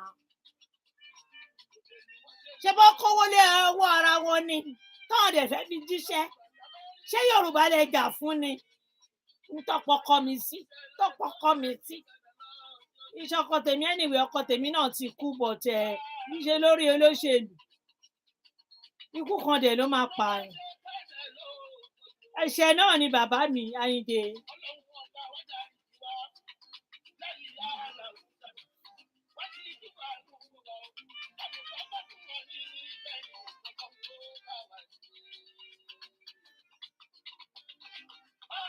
Nàìjíríà ọmọ Nàìjíríà níbo là ń lọ o ẹ gbà wá o àtúrí Maradona ẹ gbà wá ó wá fi búrẹ́dì tó rọ̀ kó wa lọ́bẹ̀ jẹ gbogbo orúkọ tó dá yẹn tó o bá lè nìṣó níbi tó fẹ́ nìṣó bastard ni ẹ́.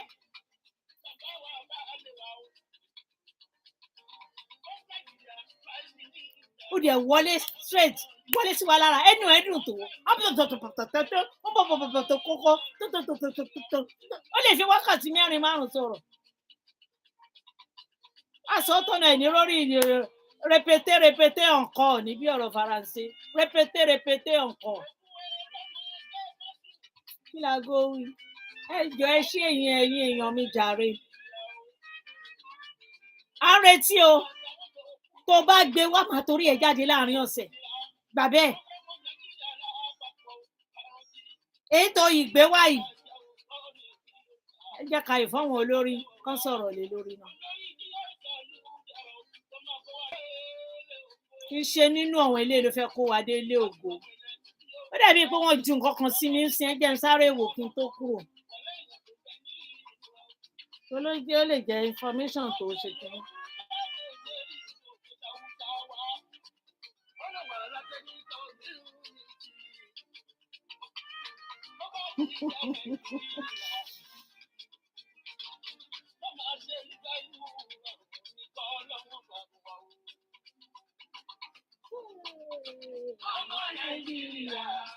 Ọmọ Nàìjíríà, níbo là ń lọ o?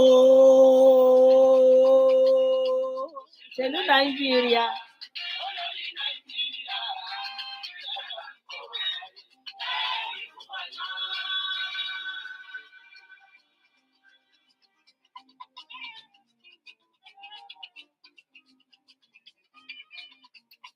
Kí ni tẹ́ ju o máa sọ̀rọ̀ o?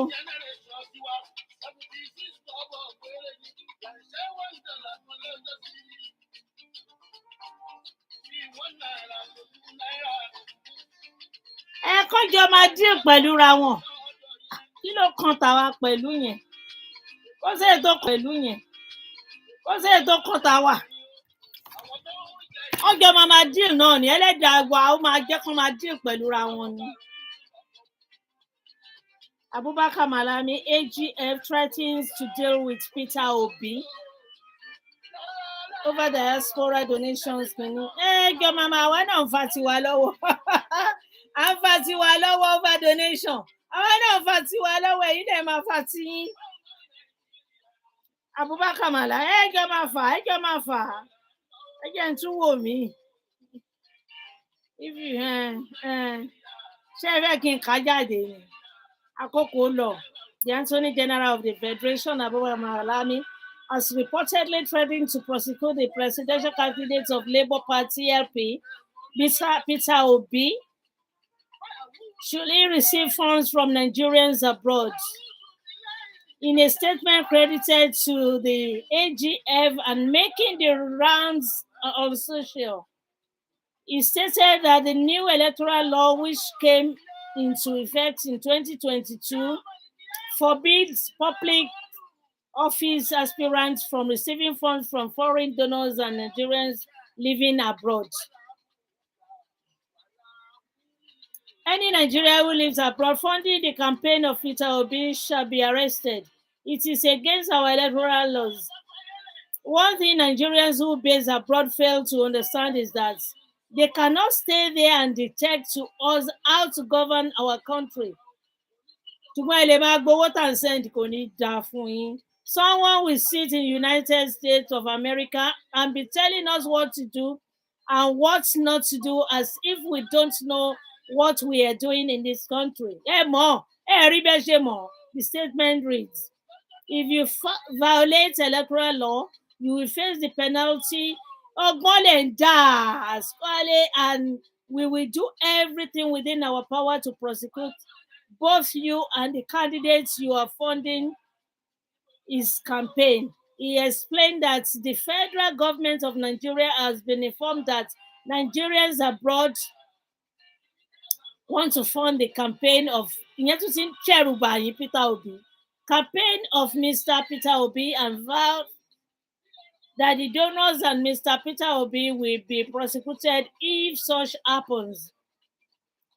We've received a signal that some individuals, mostly Nigerians living abroad, have taken it upon themselves to fund the campaign of Mr. Peter Obi, who is the presidential candidate of the Labour Party in the forthcoming presidential election. What these individuals fail to understand is that Nigeria is a democratic nation governed by democratic rules and regulations. It is against the electoral acts of those living abroad to sponsor any candidate in an election. Those involved should desist from such acts or have us to contend with. We will receive seats by all means. Such fund cannot enter Nigeria, although we have put measures on ground to apprehend those who will get themselves involved in such an act. Recall that there were reports that Nigerians, repeat, Nigeria living abroad promised to give Mr. Peter Obi $150 million for his presidential campaign.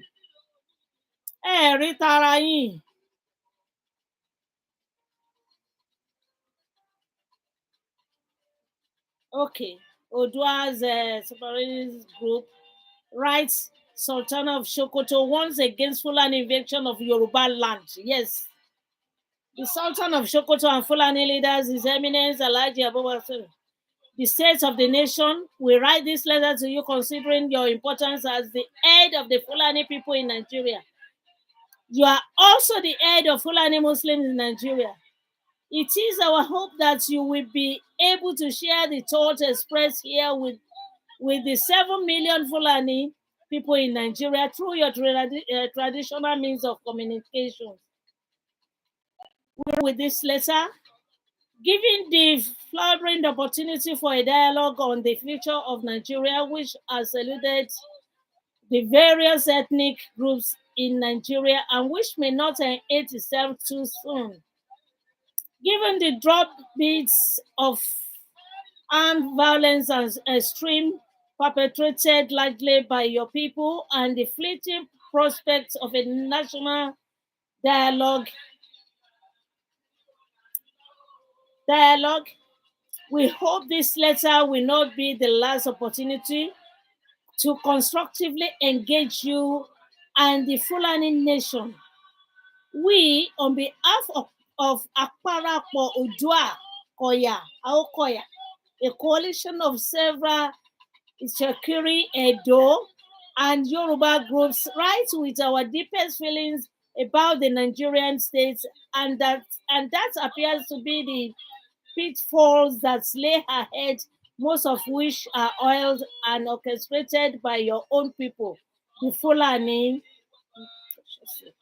The past. There was no history of Fulani in today's territory until 1804. This was 800 years after the Yoruba kingdoms had been established. About 600 years after the Hausa, Ijo, TV, Igala, Juku kingdoms had flourished. The Igbo nation had existed for centuries before your people wandered into its. We recall that your forebears came to power through brutal and bloody conquests of indigenous peoples in many parts of northern Nigeria under the guise of Islam.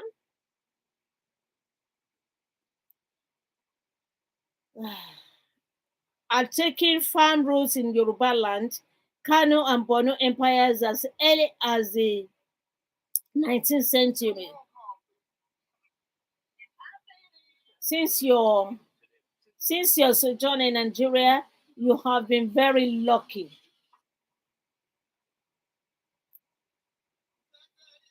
A whole country of over 300 ethnic groups was handed over to you, a foreigner, first through conquest of some of its parts. You who never owned an inch of land centuries earlier in his. You have reaped the fruits which trees you did not plant. And you knew not when they were planted. More so, you were from a family of wonders, and your emergency as emir and traditional ruler was unusual, having no royal blood in your veins. Hey, wọ́n rojú kí náà ti máa ń sọ̀rọ̀ yẹn náà. Ó rojú kinní kan ṣe kinní kan àbí. No doubt you succeeded in taking over the land. The main, don't go, please. The main means of progression of these innocent peoples, whose main offense was that they were too caring, too gentle, sharing, accommodating of foreigners in their ancestral homeland today. You sit on a throne soaked with the blood of millions of innocent souls, argued with the, the, with deafening ears to the agony of the spirits of millions of victims of the horrendous killings by your men who came from Fouta Jalon in Senegal only some 10 years ago. The British left in 1960 and you emerged as the main benefactor. Oh my God. Even though your people were not known to have fought for independence, you were wise enough to plant your people in the security institutions, a reflection of your preference for force and brigandage instead of knowledge-driven society. Through direct military intervention or subterfuge, sly plots, you have been ruling Nigeria or determine who ruled Nigeria since 1960. This is a rare luck that only courageous people can manage for some time, but need wise, intelligent, decent, and con- conscientious people to manage for a millennium. Pardon me. Under the false artificial creation called Nigeria, your people produce no oil, yet you appropriate and decide how the resources should be expanded. You have no access to the ocean, yet you decided who goods should be imported and which vessel should ply routes that indigenous owners of these God-given oceans had been using for centuries. All the military weapons were bought not by your money, but you decided who should use them and who should be killed by the same weapons. You have no richest scholarly tradition, yet your people sit on the Nigeria University Communication NUC and decide the fates of other Nigerians. You located all the military institutions in your land more out of fear than out of love for justice and fair play. 90% of Nigeria resources are sold from the south and middle belt, yet you decided how the funds should be spent. Did you think this irresponsible way of life will continue forever? Did your people think we are foolish? And even if we are, did you think coming generations will accept this Shengbo Ejide brazen exploitation? We have called for dialogue on this issue, but you call it stress. The truth is that you have grossly mismanaged this opportunity. Your ruinous and destructive tradition has rubbed on all Nigerians. Your institution for aggression has become a national culture. Your disdain for debates and logical criticism has been by Nigerians who continue to gravitate towards the custodians of political power, whose way of life must be imbibed for recognition. You have ruined and destroyed this whole nation at your beck and due to your exclusive narrow and savage instincts driven only by your self-interest and your brutal and non-negotiable desire to conquer and subdue every nationality in Nigeria. This is a tall task which you are hell-bent in execution. The invasion of Yoruba land by Fulani herdsmen. We like to caution you on your latest antique to renew your grand 1804 design to conquer the entire country, not through ideas, but through the most savage tradition of killings and maiming. I don't know. This to us is at the bottom of the current Fulani kidnapping in Yoruba land.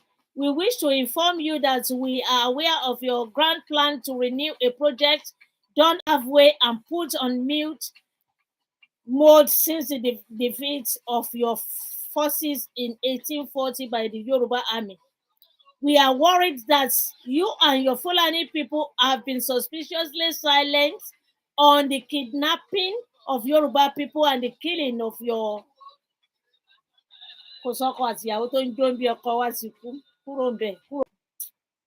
including the cleaning of the daughter of prominent Yoruba leader. We were not surprised that you and the other Fulani leaders did not consider it necessary to send condolence messages or even visit the family of the slain women. This can only mean your tacit approval or at least a philosophy of cold compromise. Please be aware that in the past 2 years, records show that since 89 Yoruba people have been kidnapped by your people, Fulani, about 400 reported cases of rape, including rape of toddlers. Out of this number of the kidnapped, 356 were women, and out of that number, 250 were married women. In all, 122 people were killed by your Fulani people, either by receiving kidnap or for failing to pay ransom. This may mean nothing to you, but to us, it means a lot.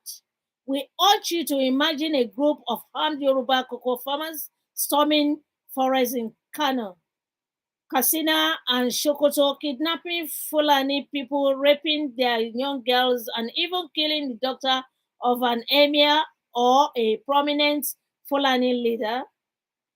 Can you also imagine the same heavily armed cocoa farmers occupying your forest, stopping your people from farming and preventing your people from plying the highways in their ancestral homes? To make the matter worse, imagine the armed Yorubas cocoa farmers carry out these terrible crimes under the banner of a Yoruba man as the Nigeria president. How will you feel? As it is, your people, the Fulani, are digging their hands down our throats. They are entering our bedrooms and sleeping with our mothers' wives and wives. These actions are not only against Islam, they are against humanity. This latest action plus our experiences in the past have combined to renew the energy of millions of people who want a country of their own. Either you like it or not, this will happen. God bless you. God, before this will happen, okay, before whom you and your big crown are like but a filthy rag, will make it happen. We urge you to prepare yourself to dialogue, or if you chose the path of violence, there will be proportional response. Having Yoruba and Igbo publics is something you do not wish to hear, but which is imminent and inevitable. Please be aware that the Yoruba do not begrudge your values and the ways of your living. All we are saying is that we want to live our lives, design our political and cultural architecture, live and die on our own terms. The forthcoming Yoruba Republic will be glad to accommodate righteous Fulani people who respect our civilization and the laws of our fatherland. We wish to use this opportunity to advise you and your people to be aware that you have no power to conquer Yoruba nation. Never. You can't. You cannot. Your forefathers tried and failed, and you will fail. You will continue to fail in the mighty name of Jesus. Your military and political surrogates tried, marked with killings, maiming, and destruction. Come on. Destruction of our economy. Yes, they failed. We ask you to instruct your people, the Ant Fulani herdsmen, to withdraw from Yoruba territories and on their own mop up the cache of arms and ammunition stored in Yoruba territories. Sir, the Yoruba people stand for peace and not war. We will prefer these issues to be resolved amicably without firing any gunshot. But we wish to say that if your heart remains rebellious on your soul deviant, the Yoruba people are not afraid to confront you once again the way we did some 175 years ago. This time in the most ferocious manners you can ever you can ever imagine. It is necessary to let you know this, even though we are aware that you will not change the conquest desires of your hearts. We wish you a happy whatever. I don't want to read that. Jare. Colin Abimbola Showunmi, retired Malam Salawu Ahmed Akorede for Aparapo Ojo Akoya, the Yoruba self-determination, Yoruba nation, Igboho Òòṣà. Ẹ̀yin bàbá mi, ẹ ṣé àdúpẹ́, mo dúpẹ́ lọ́wọ́ yín, mo dúpẹ́ lọ́wọ́ gbogbo yín o, fún àkókò àtìgbà tẹ́ fi sílẹ̀ fún mi, mo dúpẹ́, God bless you. Ọ̀sẹ̀ yìí á sàn wá sówó, á sàn wá sọ́mọ, àní sáré pera wa lójijì fóhun ibi. Lórúkọ Jésù, bí àwọn ọ̀tá ṣe fẹ́ kó rí fún wa kò ní rí bẹ́ẹ̀ fún wa. Àní gbọ́rọ̀ ìbànújẹ́. Lórúkọ Jésù sẹ́, àní gbọ́rọ̀ ìbànújẹ́. Àní gbọ́rọ̀ ìbànújẹ́ lágbára Ọlọ́run. Gbogbo àwọn tó bá láwọn fẹ́ da ọ̀nà tá à ń rìn irú tó hàn fẹ́ kó wá sí ìmúṣẹ, Olúwa ṣe wọ́n bí ọṣẹ ṣe ń yọjú, ṣe ẹbọṣẹ ṣe ń ṣojú, bẹ́ẹ̀ lọ́lọ́run máa ṣe. Ẹni tí ó ní ìbànújẹ́ kan àbí ìkejì lọ́wọ́lọ́wọ́ yìí, ẹni tó ní ẹjọ́ court case, ẹni tó ní nǹkan mìíràn, ibi yòówù tí oníkálùkù tí bàtà ti lè máa ta wọ́n lẹ́sẹ̀, Olúwa ọlọ́jọ́ èní á bu òróró ìtura sí i. Láyọ̀ àtàlàáfíà la tún máa fi pàdé o. Ìwọ dà, jáde o, jáde. Ǹbá ka ohun tó ṣe, ṣùgbọ́n mo fẹ́ kí àwọn bàbá, àwọn aṣíwájú, àwọn alànà, mo fẹ́ kàn sọ síná, bọ́ síta, gbogbo orúkọ tó kọ, nìṣó lé ẹjọ́, ojú òtì ẹ̀, ó ra sọ̀hún. Ẹ̀yin èèyàn mi, ó dàárọ̀ ká sùn rè, ayọ̀ la wá fi pàdé. Bye.